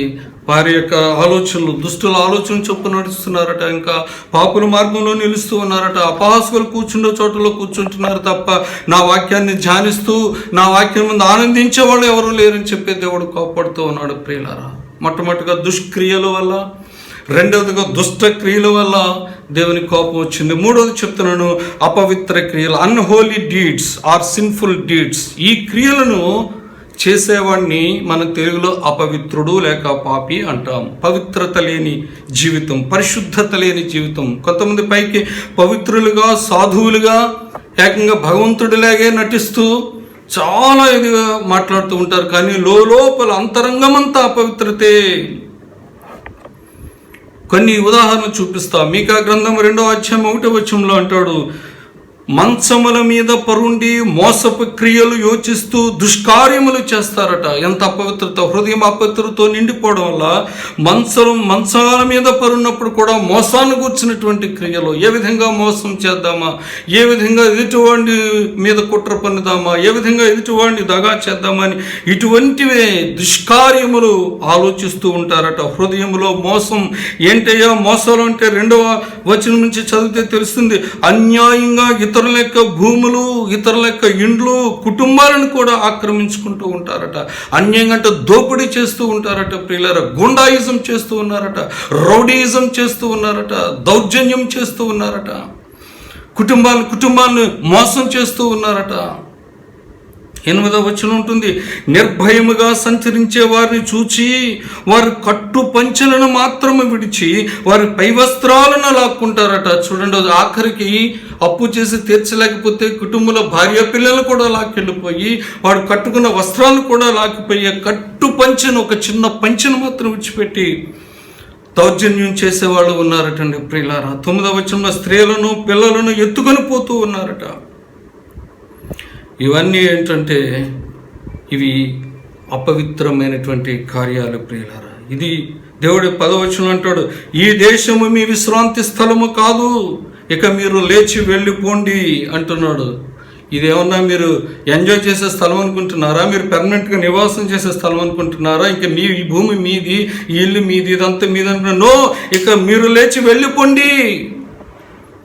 అందుకే దేవుడు వెళ్ళగొట్టే మార్గాన్ని ప్లాన్ చేస్తూ ఉన్నాడు. మీకు నాశనం కలిగినంతగా మీరు అపవిత్ర క్రియలు జరిగించారు అంటున్నాడు. మిమ్మల్ని మీరే నాశనం చేసుకుని వెళ్ళిపోయేటట్టుగా వెళ్ళిపోండి అని దేవుడు తన కోపాన్ని చూపిస్తూ ఉన్నాడు. ఇంకా క్రియలట. యెహెజ్కేలు 33వ అధ్యాయం 26లో మీరు ఖడ్గమును ఆధారము చేసుకున్నవారు, అనగా చాలామంది చాకో బాకో మొల్లో పెట్టుకుని తిరుగుతారు, రౌడీలుగా క్రియలు జరిగిస్తూ వ్యభిచారం కోసం ప్రేమిస్తున్నానని చెప్పి మోసం చేసి ఆ మాట చెప్పకపోతే కత్తితో పొడవడం, ఆస్తుల కోసం మర్డర్ చేయడం, అన్నదమ్ముల మధ్య కత్తిపోట్లు, తల్లిదండ్రులను పొడిచి చంపడం, తోటివారిని పొడిచి చంపడం, ఇవన్నీ కూడా మీరు ఖడ్గమును ఆధారము చేసుకున్నవారు, కత్తి మీద ఆధారపడి బ్రతికేవారు, దౌర్జన్యం మీద ఆధారపడి బ్రతికేవారు, పొరుగువాని భార్యను చెరుపువారు ఉన్నారు చాలామంది ఈ దినాల్లో. పనికి మాలిన వ్యభిచారపు తలంపుతో, మోహపు చూపుతో పొరుగువాని భార్యను చెరిపేటటువంటి వారు. అక్రమ సంబంధాలు ఈ దినాల్లో ఎన్ని కుటుంబాలు నాశనమవుతూ ఉన్నాయో, అక్రమ సంబంధాలతో పాటు మళ్ళా హత్యలు జరుగుతూ ఉన్నాయి. ఎక్కడ పవిత్రత అనేది లేదు, అపవిత్రత. హృదయం నిండా వ్యభిచారమును గూర్చిన ఆలోచనలే, హృదయం నిండా దౌర్జన్యమును గూర్చిన ఆలోచనలే, హృదయం నిండా ధనమును గూర్చిన ఆలోచనలే, హృదయం నిండా దోపిడీ గురించి ఆలోచనే, హృదయం నిండా స్వార్థము గురించిన ఆలోచనలే. అందుకే 27వ వచనంలో అంటాడు, కోటలలోని వారును గుహలలోని వారును తెగులు చేత చేస్తారు అంటున్నాడు, వైరస్ చేత చేస్తారు, లేక ప్లేగ్ చేత చేస్తారు అని అంటున్నారు. 29వ వచనంలో వారు చేసిన క్రియలన్నిటిని బట్టి వారి దేశాన్ని పాడుగాను నిర్జనంగాను నేను చేస్తాను, అప్పుడు నేను యెహోవానై ఉన్నానని మీరు తెలుసుకుంటారు. నేను ఎలా శిక్ష రప్పించినప్పుడే నేను దేవుడినని, నిజమైన దేవుడినని మీరు తెలుసుకుంటారు అని అంటున్నాడు. ప్రియులారా, ఇంకా యెహెజ్కేలు గ్రంథం 22వ అధ్యాయము 11 నుంచి 14 వచనాలు చూడండి. యెహెజ్కేలు గ్రంథం 22వ అధ్యాయము 11-14 చూద్దాం. ఒకడు తన పొరుగువాని భార్యను కూడి హేయక్రియలు చేయును, మరి ఒకడు కామాతురుడై తన కోడల్ని అపవిత్రపరచును. నీలో జనులు తండ్రి కుమార్తెకు తమ సహోదరుని చెరుపుదురు. నన్ను మరిచిపోయి నరహత్యకే లంచము పుచ్చుకుని వారు నీలో ఉన్నారు. అప్పిచ్చి వడ్డీ పుచ్చుకుని నీ పొరుగు వారిని బాధించుచు నీవు బలవంతముగా వారిని దోచుకొనుచున్నావు. 13వ వచనంలో, నీవు పుచ్చుకొని అన్యాయ లాభమును నీవు చేసిన నరహత్యలను నేను చూచి నా చేతులు చరుచుకొనుచున్నాను. నేను నీకు శిక్ష విధింపబోవు కాలమున ఓర్చుకొనుటకు చాలినంత ధైర్యము నీ హృదయమునకు కలదా? సహించినంత బలము నీకుండునా అని అంటూ ఉన్నాడు ప్రియులారా. ఇలా ఎంతకాలం జరగాలి? దేవుడు చూస్తూ విసిగిపోతూ ఉన్నాడు ప్రియులారా. భూమి మీద జరుగుతున్న కార్యాలను చూసి, ఈ హేయక్రియలను చూసి దేవుడు విసిగిపోతూ ఉన్నాడు. చూడండి, ఇర్మియా 13:27లో, ఇర్మియా 13:27 వచనంలో ఉంటుంది. నీ వ్యభిచారమును, నీ సకిలింపును, నీ జారకార్యములను, కామాతురతను నేను ఎరుగుదును. పొలములలోనున్న మెట్టల మీద నీ హేయక్రియలు నాకు కనబడుచున్నవి. ఓ దేశమా, నీకు శ్రమ, నిన్ను నీవు పవిత్రపరచుకొననల్లవు. ఇక ఎంతకాలం ఎలాగు జరుగును? ఇంకా ఎంతకాలం ఎలా జరగాలి? ఎంతకాలం నేను చూస్తూ ఊరుకోవాలి? నీ క్రియలు చూస్తూ నేను ఊరుకోవాలా? నువ్వు నా మీద తిరుగుబాటు చేస్తూ, నేను ఏ ఉద్దేశంతో అయితే నిన్ను కన్నానో, ఏ ఉద్దేశంతో అయితే నేను సృష్టించుకున్నానో ఆ ఉద్దేశాన్ని నెరవేర్చకుండా నీ ఇష్టం వచ్చిన మార్గంలో, నీ సొంత మార్గంలో, నాకు ఇష్టం కాని మార్గంలో నువ్వు తిరుగుతూ ఉన్నప్పుడు నేను చూస్తూ ఊరుకోవాలా? నీ క్రియలు నాకు తెలుసు, నేను చూస్తూ ఉన్నాను. హోషేయ గ్రంథం 6:10 ఉంటుంది. వ్యభిచార క్రియలు అభ్యాసము చేస్తున్నారట, బాల్యము నుంచే విచ్చలవిడితనం ప్రియులారా. ఈ సెల్ ఫోన్ల ద్వారా అశ్లీల దృశ్యాలు చూస్తూ ఎంత యువకులు బాల్యము నుంచే చెడిపోతూ ఉన్నారు. వాళ్ళలో పాడు తలంపులు, అపవిత్రమైన తలంపులు, రహస్యంగా ఉండవలసినవన్నీ బహిరంగపరచబడడం ద్వారా వారు తమ పవిత్రతను పాడు చేసుకుంటూ ఉన్నారు ప్రియులారా. హోషేయ 4:11 ఉంటుంది. వ్యభిచార క్రియలు చేయుట చేత, ద్రాక్షారసము పానము చేయుట చేతను, మద్యపానము చేతను వారు మతి చెడిరి. ప్రజెంట్ సిచ్యువేషన్ అట్లానే ఉంది. చూడండి, మధ్య బార్ షాపులకి పర్మిషన్ ఇచ్చారు వాళ్ళు. చూడండి ఎలా పూజలు చేస్తున్నారో బార్ షాపులకి, మందు షాపులకి ఎంత డ్యాన్స్ చేస్తున్నారో, ఎంత ఉత్సాహంతో వాళ్ళు ఎగురుతున్నారో. మండు టెండలో కూడా క్యూలో నిలబడి ఆ మందు కోసం ఏమి పండగ చేసుకుంటున్నారండి మందు బాబులు, ఈ చిందు బాబులు, విందు బాబులు, పొందు బాబులు. ఎంత దారుణంగా పాడైపోయిందండి దేశం ప్రియులారా. మందు బాబులకి, బార్ షాపులకి అయితే అనుమతులు వస్తాయి, కానీ ప్రభుత్వాల నుంచి పవిత్రమైన ఆలయాలు తెరవబడడానికి, దైవ కార్యాలు జరగడానికి ప్రభుత్వం అనుమతించదు. ఈ ప్రజలు, అధికారులు అనుమతించరు. 12వ వచనంలో, వ్యభిచార మనస్సు వారిని త్రోవ తప్పింపగా వారు తమ దేవుని విసర్జించి వ్యభిచరిస్తూ ఉన్నారు. అందుకే ఇలాంటి హేయక్రియలు చేయడం ద్వారా దేవునికి కోపం రేగినట్లుగా మనం చూస్తాం. గలతీ 5:19-21 వచనంలో 15 రకాల ఫిల్డీ కార్యాలు ఉన్నాయి, మురికి కార్యాలు ఉన్నాయి ప్రియులారా. అటువంటి కార్యాలందే వాళ్ళు ఆనందిస్తూ ఉన్నారు. ఎన్నో దౌర్భాగ్యమైన శరీర కార్యాలు అక్కడ రాయబడి ఉన్నాయి. వాటన్నిటిని బట్టి వాళ్ళు ఆనందిస్తూ ఉన్నారట ప్రియులారా. క్రైస్తవుల్లో కూడా ఆయనకు నచ్చని క్రియలు, వేషధారణ కలిగి ఉండడం, విశ్వాసంలో మొహమాటం కలిగి ఉండడం, మనుషుల మెప్పులు కోరడం. వీళ్ళ ద్వారా అంటాడు, వీళ్ళని బట్టి అంటాడు, మిమ్మల్ని బట్టే నా నామము అన్యజనుల మధ్యలో దూషణ పాలవుతూ ఉందన్నది. కొంతమంది సేవకులు, కొంతమంది దొంగ బోధకులు, దొంగ ప్రవక్తలు, వీళ్ళందరూ వల్ల కూడా దేవుని నామము, స్వస్థతల పేర్లు చెప్పుకొని, లేకపోతే ఇంకోటి పేర్లు చెప్పుకొని ఈ ప్రాస్పరిటీ గాస్పెల్ ద్వారా దేవుని నామము దూషించబడుతున్నది. నేను ఎంతకాలము నేను చూడాలి అని దేవుడు కోపపడుతూ ఉన్నాడు ప్రియులారా. అపవిత్ర క్రియలు. 4వదిగా తిరుగుబాటు క్రియలు, రెబెలియస్ డీడ్స్. ఈ క్రియలు చేసేవాడిని ఏమంటామంటే తెలుగులో తిరుగుబాటుదారుడు అంటాము ప్రియులు. ఈ క్రియలు బాల్యం నుంచి వాడికైపోయింది. తిరగబడ్డం, ఎదురు చెప్పడం, అవిధేయత చూపించటం. పిల్లలేమో తల్లిదండ్రుల మీద, విద్యార్థులేమో ఉపాధ్యాయుల మీద, విశ్వాసులేమో సేవకుల మీద, ప్రజలేమో అధికారుల మీద, ఇది అలవాటు అయిపోయిందట ప్రియులారా. ఈ మధ్య ఈ వీడియోలో, యూట్యూబ్ వీడియోలో చూస్తున్న బుడ్డు పిల్లలు కూడా ఒక తండ్రిని ఎదురుస్తున్నట్లుగా కొన్ని వీడియోలు చూపిస్తున్నారు. తిరుగుబాటు చేయడం బాల్యం నుంచి వాడికి అయిపోయిందటండి ప్రియులారా. ఆనాడు దేవుని ప్రజలు దేవుని మీద తిరుగుబాటు చేస్తూనే ఉన్నారట, బాల్యం నుంచి వాడికి అయిపోయిందట. ఇర్మియా గ్రంథము 22వ అధ్యాయం 21వ వచనంలో మాట ఉంది చూడండి. ఇర్మియా గ్రంథం 22వ అధ్యాయము 21వ వచనంలో, నీ క్షేమకాలములలో నీతో మాట్లాడి తిని గాని నేను విననని నీ వంటివి. నీ క్షేమకాలంలో నీవు బాగున్నప్పుడు, చక్కగా ఉన్నప్పుడు నీతో నేను ఎన్నోసార్లు మాట్లాడాను, కానీ నేను వినను అని నీ వంటివి. నా మాట వినకపోవుటే నీ బాల్యము నుండి నీ వాడుకైపోయింది, నీ చిన్నప్పటి నుంచి వాడుకైపోయింది. నా మాట విననంటున్నావు నీవు. ఆనాడు దేవుని ప్రజలు కూడా దేవుని మీద తిరుగుబాటు చేస్తూనే వచ్చారటండి. ద్వితీయోపదేశకాండంలో ఉంటుంది ప్రియులారా. అంతేకాదు, మొదటి సమయాలు 15వ అధ్యాయము 23లో ఉంటుంది, తిరుగుబాటు చేయుట పాపము అని అక్కడ ఉన్నది ప్రియులారా.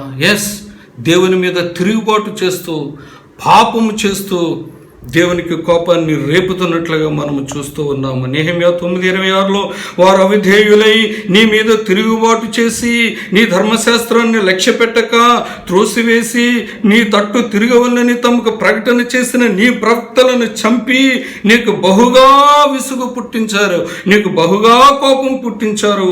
పైగా దేవుని చేత విడిపించిన దేవుని ప్రజలే ఆయనను శోధించి మరీ తిరుగుబాటు చేశారు. దేవుని ధర్మశాస్త్రాన్ని లక్ష్య పెట్టలేదు, దాన్ని తోసివేశారు. మాట వినకుండా, ఎన్నిసార్లు చెప్పిన వినకుండా, లోబడకుండా, విధేయత చూపకుండా, అయ్యో నా తట్టు తిరగండి, నా వైపు తిరగండి, నేను మీకు మేలు చేస్తాను, మీకు క్షేమాన్ని ఇస్తాను, మీకు ఆశీర్వాదాన్ని ఇస్తానని ఎన్నోసార్లు ఎన్నో విధాల తన సేవకుల ద్వారా, ప్రవక్తల ద్వారా చెప్పినప్పటికీ కూడా ఆ ప్రకటన పక్కన పెట్టి అవసరమైతే ప్రవక్తలను చంపి కూడా దేవునికి కోపం పుట్టించారట ప్రియులారా. దేవుని శోధించారట, మరీ తిరుగుబాటు చేశారంట. శోధించి ప్రియులారా, తిండి కోసం శోధించారు, నీళ్ళ కోసం శోధించారు, మాంసం కోసం శోధించారు, మాటి మాటికి విసిగించేవారట, మాటి మాటికి సణుక్కునేవారట.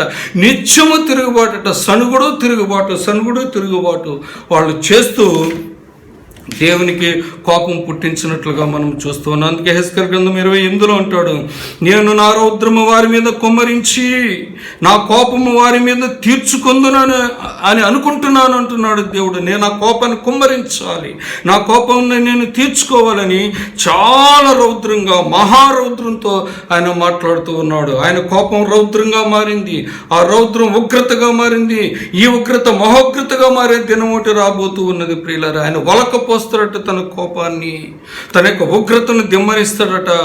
అందుకే హోషేయ గ్రంథం 7వ అధ్యాయం 13వ వచనంలో, వారికి శ్రమ కలుగుతుంది, వారు నా మీద తిరుగుబాటు చేసి ఉన్నారు, వారికి క్షయము సంభవించును, నేను వారిని విమోచించాలని కోరుకున్నప్పటికీ కూడా వారు నా మీద అబద్ధములు చెబుతూ ఉన్నారు. నా మీదే అబద్ధాలు చెబుతున్నారు వాళ్ళు. 1 యోహాను పత్రిక 1:10 ప్రకారం మనం పాపము చేయలేదని చెప్పుకుంటే ఆయనను అబద్ధకునిగా చేసినట్టే. మనిషి నాడు పాపం చేస్తూ కూడా నేను ఏ పాపం చేశానని తిరగబడుతూ ఉన్నాడు.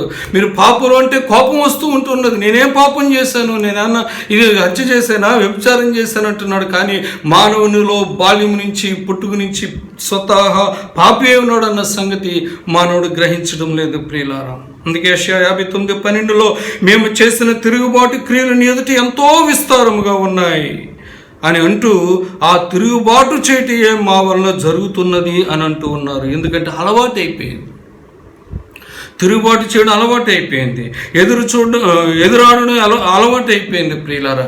మన పాపానికి ప్రథమ కారణం ఏంటంటే తిరుగుబాటే. ఆనాడు ఏదైనా వనంలో కూడా తిరుగుబాటే జరిగింది ప్రియులారా. తిరుగుబాటును బట్టే, ఆజ్ఞను అతిక్రమించడాన్ని బట్టే, దేవుని మీద తిరుగుబాటు చేయడాన్ని బట్టే పాపం అనేది ప్రవేశించింది ప్రియులారా. లోబడనెల్లని తనం, కఠినపరుచుకునే తత్వం, మెడవంచని తత్వం, కళ్ళు నెత్తికెక్కినటువంటి తత్వం, ఎంత చెప్పినా వినటువంటి ముష్కర జనము ప్రియులారా. వాడికి అయిపోయింది, అలవాటు అయిపోయింది. అంతే, నేను విధేయత చూపున దేవుడు ఏంటి, దేవుడు నాకు అవసరం లేదు, నేను ఎందుకు లోబడాలి అని తన క్రియలతో దేవుడు కోపాన్ని చూపిస్తూ ఉన్నాడు. వారు తమ క్రియల చేత ఆయనకు కోపం పుట్టించగా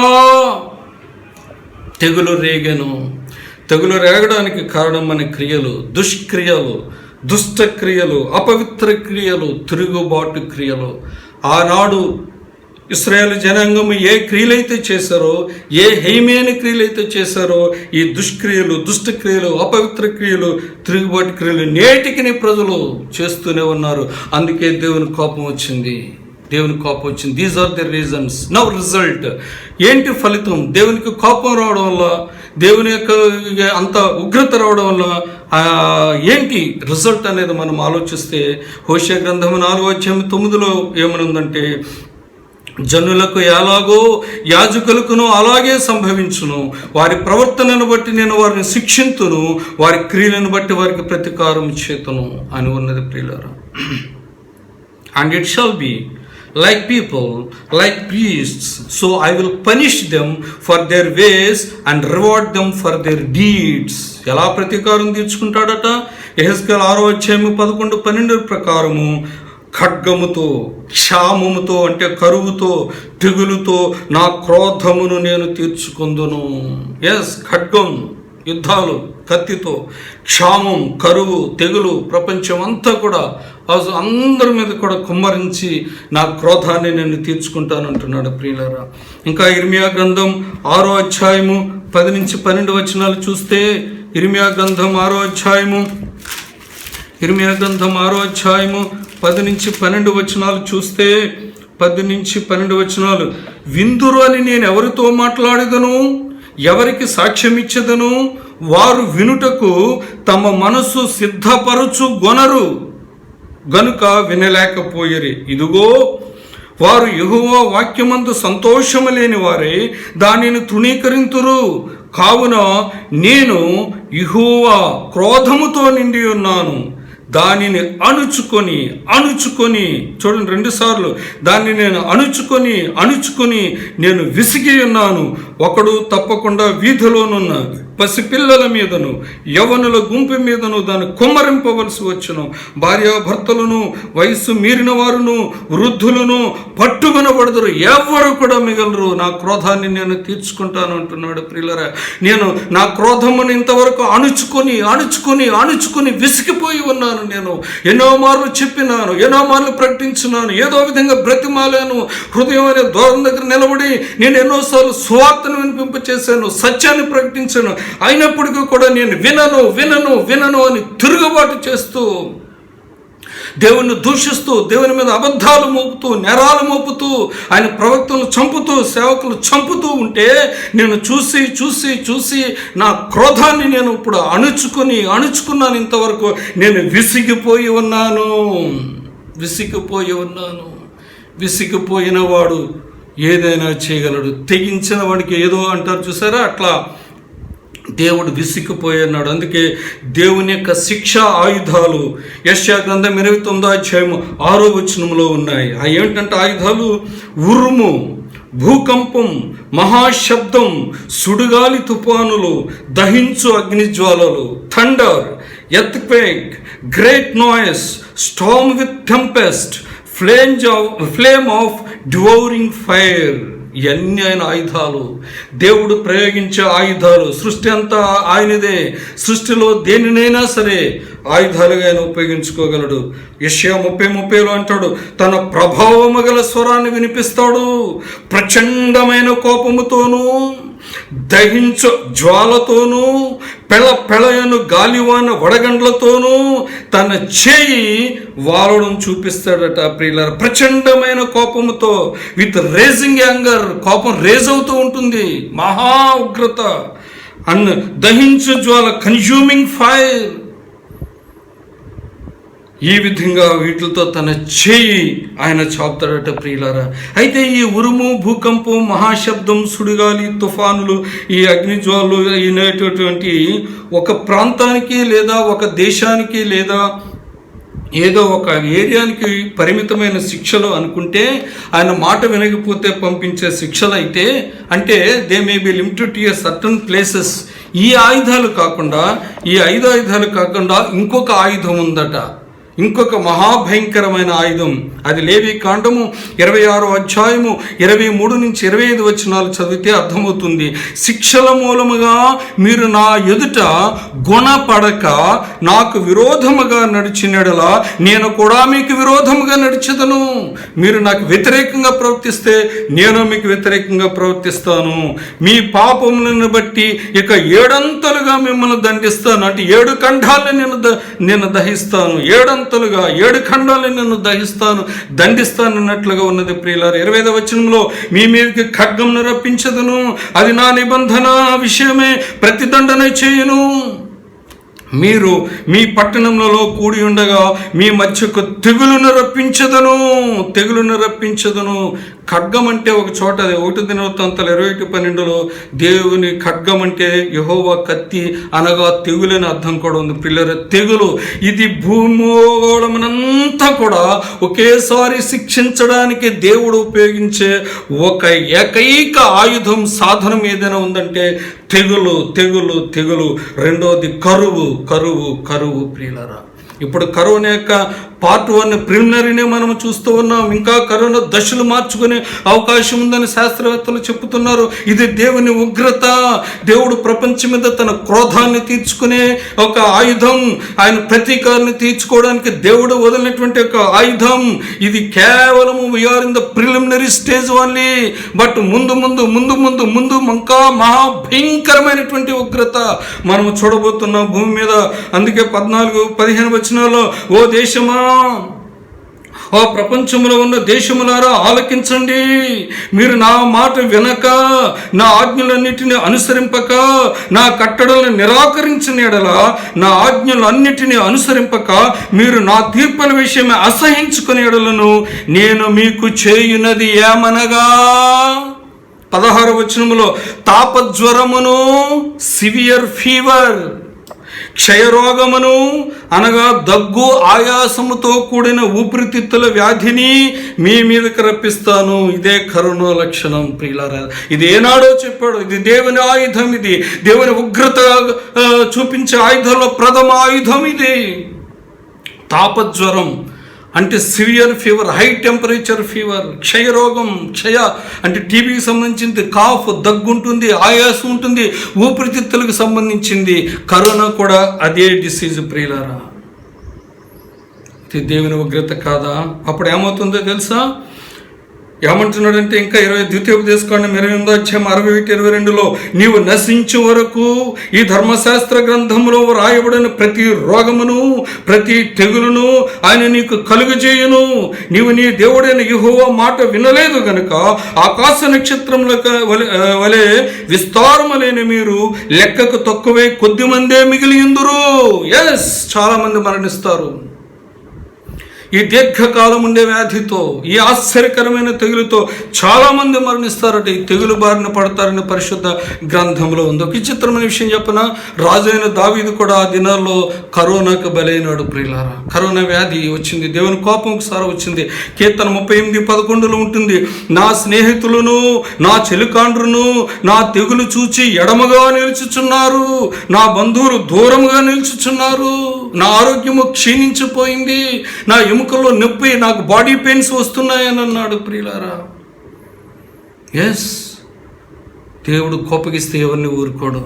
కాబట్టి దేవుని కోపం రేపితే సమయం లేదు కాబట్టి నేను సంక్షిప్తంగా చెప్తున్నాను. దేవుని కోపం రేపితే దేవుడు శిక్షించడానికి ఏ ఆయుధాన్ని అయినా ఉపయోగించవచ్చు. ఇంకా భయంకరమైన తెగుళ్ళు రాబోతున్నాయి. ఈ కరోనా దశలు మార్చుకోబోతుంది. కరోనా కన్నా భయంకరమైన తెగులు కుమ్మరించబడబోతుంది. తట్టుకోలేని పీడిత వ్యాధులు వస్తాయి, పీడిత తెగుళ్ళు వస్తాయి, భయంకరమైన మరణాలు, ఆకలి చావులు, కరువు చావులు, ఆకాశంలో వింతలు, అగ్ని జ్వాలలు, గంధక వర్షాలు ఇవన్నీ భూమి మీదకి రాబోతున్నాయి. యేసయ్య రాకడకు ముందు ఏమన్నా మంచి జరుగుతుందంటే ఏది జరగదు. ఏదైనా మంచి విషయం ఉంది అంటే అది క్రీస్తు ప్రభు భూమి మీదకి రావడమే ఒక మంచి వార్త అంతే. కాబట్టి ప్రియమైన వారలారా, మన మేలును కోరి, మన మార్పును కోరి దేవుడు పంపించినటువంటి ఈ శిక్షా కాలాన్ని, ఈ సరిదిద్దుకునే సంవత్సరాన్ని, దండన సంవత్సరాన్ని మనం సరిదిద్దుకుంటే మేలు పొందుతాం. చూడండి ఎంత దారుణం. తల్లి జాడ పిల్లలు లేక, పిల్లల జాడ తల్లికి లేక ఎన్నో సామూహిక మరణాలు, సామూహిక దహనాలు, ఆఖరికి ఆ చనిపోయిన శవాన్ని కూడా చూడడానికి వెళ్ళడానికి తెగించలేనటువంటి సొంత రక్త సంబంధులు కూడా వెనుకాడుతూ ఉన్నారు ప్రియులారా.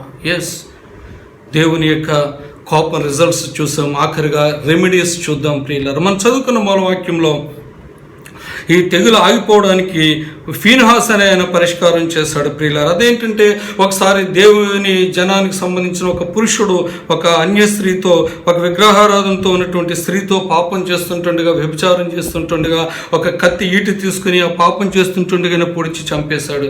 అప్పటికే వీళ్ళంతా వ్యభిచారం చేస్తూ ఉండటంతో, దేశంలో వ్యభిచారంతో నిండి ఉండటంతో దేవుని తెగులు వస్తూ ఉన్నది. ఇక్కడేమో దేవుని ప్రజలు ఈ అన్య స్త్రీతో వ్యభిచారం చేస్తున్నప్పుడు ఆ దేవుడు చూసి సహించలేక కోపాన్ని ఇంకా రేపుకొని అనేక మంది చనిపోతూ ఉంటే 24,000 మంది చనిపోతున్నప్పుడు ఫీన్హాస్ అనే అతను లేచి రోషంతో పౌరుషం కలిగి ఒక ఈటి తీసుకుని ఆ పాపాన్ని చూసి సహించలేక వెంటనే పొడిచాడు. అప్పుడు చాలామంది భయపడిపోయి దేవుని వైపు తిరిగారు. వెంటనే తెగులు ఆగిపోయినట్లుగా మనం చూస్తూ ఉంటాం. సంఖ్యాకాండం 25వ అధ్యాయంలో మీరు చదవండి, మొదటి నుంచి ఈ భాగం మీకు అర్థమవుతుంది ప్రియులారా. దేవుని యొక్క కోపాన్ని ఫీన్హాస్ మళ్లించగలిగాడు. ఒకటే కారణం, 11వ వచనం ఉంటుంది సంఖ్యాకాండం 25లో. దేవుడు వారవలేని దానిని ఫీన్హాసు వారవలేకపోయాడు. ఇదే సూత్రం, ఇదే తెగులుకు పరిష్కారం. దేవుడు ఇష్టపడేవే ఫీన్హాసు ఇష్టపడ్డాడు. ఏదైతే దేవునికి అయిష్టమో అది ఫీన్హాసు తన అయిష్టంగా ఫీల్ అయ్యాడు. అంటే అర్థం ఏంటంటే, దేవుని మనస్సును ఎరిగిన వాడు, దేవుని ఆజ్ఞల మీద గౌరవం ఉన్నవాడు, దేవుని అడుగుజాడల్లో నడిచినటువంటి వాడు, తన సమాజం యొక్క క్షేమం కోరినవాడు, దేవుడు పాపాన్ని వరవలేని వాడని తెలిసి తను కూడా పాపాన్ని ఓరవని వాడుగా, పాపాన్ని విసర్జించిన వాడుగా, పాపాన్ని విడిచిపెట్టిన వాడుగా, పవిత్రంగా జీవించేవాడుగా, తన సమాజ క్షేమం కోసం ప్రార్థించేవాడుగా మనం చూస్తూ ఉన్నాం ప్రియులారా. ఎస్, దేవుని యొక్క ఉగ్రతను, దేవుని యొక్క కోపాన్ని, ఆయన కోపం వల్ల వచ్చే ఫలితాన్ని మనం తప్పించుకోవాలంటే నేను పాపాన్ని విసర్జించాలి. దేవునికి పాపం అంటే ఓర్చుకోలేడు కాబట్టి మనం పాపానికి ఓర్చుకోకూడదు, దాన్ని విసర్జించాలి. దేవునికి ఇష్టమైనది పరిశుద్ధత కాబట్టి మన హృదయంలో ఉన్న పాపాన్ని కడిగేసుకుని పవిత్రంగా పరిశుద్ధంగా ఉండడమే దేవునికి ఇష్టము. వెంటనే ఆయన ఆశీర్వదించేటటువంటి దేవుడు. మన హృదయాన్ని క్రీస్తు రక్తంతో కడుక్కోవాలి. మన చేతుల్ని ఆయన వాక్యంతో శానిటైజ్ చేసుకోవడమే పరిష్కారం ప్రియులారా. ప్రస్తుతం కరోనా తెగులుకు పరిష్కారం ఏం చెప్తున్నారంటే, సోషల్ డిస్టెన్స్ అని, శానిటైజింగ్ యువర్ హ్యాండ్స్ అని, యూజింగ్ మాస్క్ అని, హోమ్ క్వారంటైన్ అని చెప్తున్నారు. Yes, social distance. పాపము నుంచి నువ్వు డిస్టెన్స్ మెయింటైన్ చేయగలవా?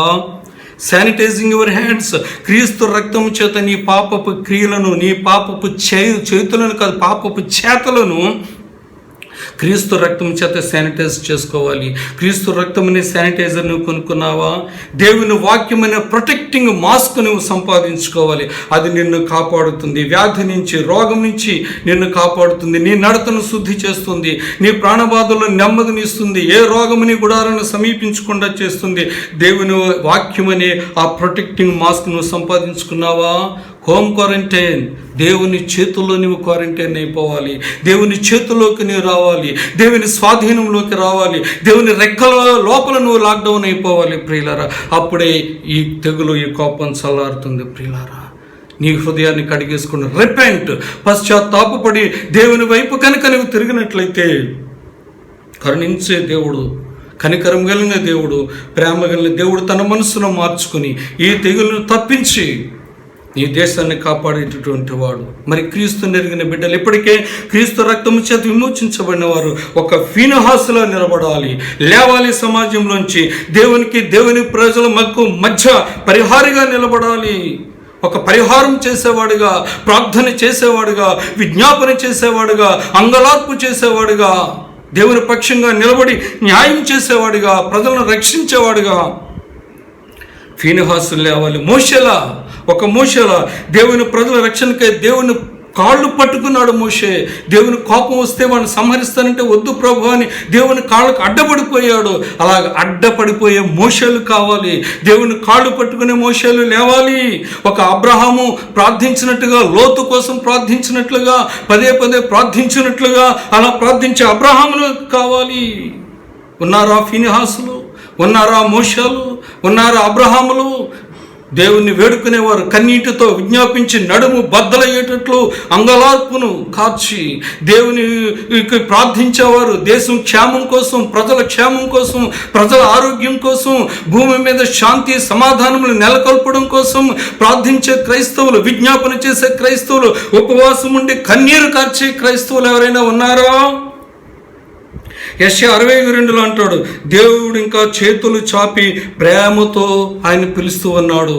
అయ్యో ప్రయాసపడి భారం మోసుకొంచున్న సమస్తమైన వారులారా, నా యొద్దకు రండి, నేను మీకు విశ్రాంతినిస్తాను, మిమ్మల్ని బాగుపరుస్తాను, మిమ్మల్ని స్వస్థపరుస్తాను, నా కోపం నుంచి మిమ్మల్ని తప్పిస్తాను, తెగుల నుంచి నేను తప్పిస్తాను అంటున్నాడు. ప్రియులారా, యెషయా 31:6 అంటాడు, మీరు ఎవరి మీద తిరుగుబాటు చేశారో ఆయన వైపు తిరగండి. ఇంతవరకు మీ తిరుగుబాటు క్రియల చేత నన్ను విసిగించారు, అయినప్పటికీ ఇప్పుడైనా ఈ దండన సంవత్సరంలో మీరు ఇంతవరకు ఎవరి మీదైతే తిరుగుబాటు చేసినారో, ఎవరికైతే అవిధేయత చూపించారో, ఎవరి మాట అయితే విన్ననని మీ హృదయాన్ని కఠినం చేసుకున్నారో, ఇప్పుడైనా మీరు తిరగండి, మీ హృదయాన్ని మెత్తన చేసుకోండి, నా వైపు తిరగండి అని చెప్తూ ఉన్నాడు. ప్రియులారా, వింటారా మాట?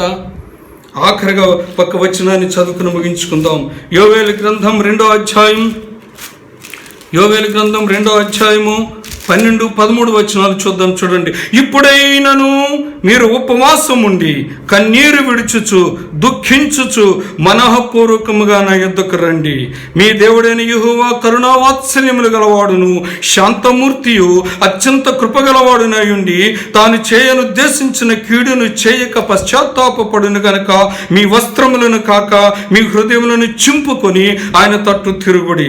ఒకవేళ ఆయన మనస్సు త్రిప్పుకొని పశ్చాత్తాపపడి మీ దేవుడైన యెహోవాకు తగిన నైవేద్యమును పానార్పణమును మీకు దీవెనగా అనుగ్రహించును. ఇప్పుడైనను, ఇంత జరిగినా కూడా మీరు ఇప్పుడైనా ఉపవాసం ఉండి కన్నీరు విడవండి, దుఃఖించండి, మనఃపూర్వకముగా తిరిగి నా యొద్దకు రండి అని దేవుడు ప్రేమతో పిలుస్తూ ఉన్నాడు. ఆయన మాట ఇప్పటికైనా నీవు వింటావా? వారు తమ క్రియల చేత ఆయనకు కోపము పుట్టించగా వారిలో తెగులు రేగెను. ఫీనెహాసు లేచి పరిహారము చేయగా ఆ తెగులు ఆగిపోయెను. నిత్యము తరములన్నిటను అతనికి ఆ పని నీతిగా ఎంచబడెను. ఓ క్రైస్తవుడా, క్రీస్తు నెరిగినవాడా, ఈ నీతిగల పని, ప్రార్థించుటాన్ని నీతిగల పని, ఈ పరిహారము చేయటాన్ని నీతిగల పని నువ్వు చేస్తే ఈ భూమిని కాపాడగలిగేవాడుగా నీవు నేను ఉండగలము. ప్రియులారా, ఇంకా రక్షణ పొందలేని జనులారా, ఇంకా మీ హేయ క్రియల చేత దేవుని కనుక విసిగిస్తే, కోపాన్ని పుట్టిస్తే, ఇదిగో ఈ తెగులు మీ మీద కూడా ప్రయోగించడానికి ఆయన సిద్ధంగా ఉన్నాడు. భయపడి ఇప్పటికైనా కన్నీటితో దుఃఖపడి మీ పాపమును ఒప్పుకొని మారు మనసు పొంది క్రీస్తు రెక్కల కిందకు రండి.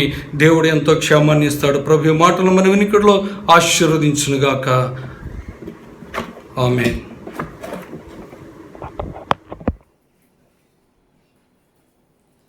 విత్తబడినటువంటి వాక్యం మన హృదయాల్లో ప్రభు నీరు కట్టి ఫలింప చేయలాగన మనం ప్రభు సహాయం కొరకు ప్రార్థన చేసుకుందాం.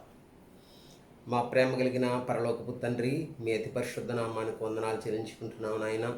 మీరు అనుగ్రహించినటువంటి లేఖన భాగాలను బట్టి మిమ్మల్ని స్తుతించుకుంటున్నాం తండ్రి.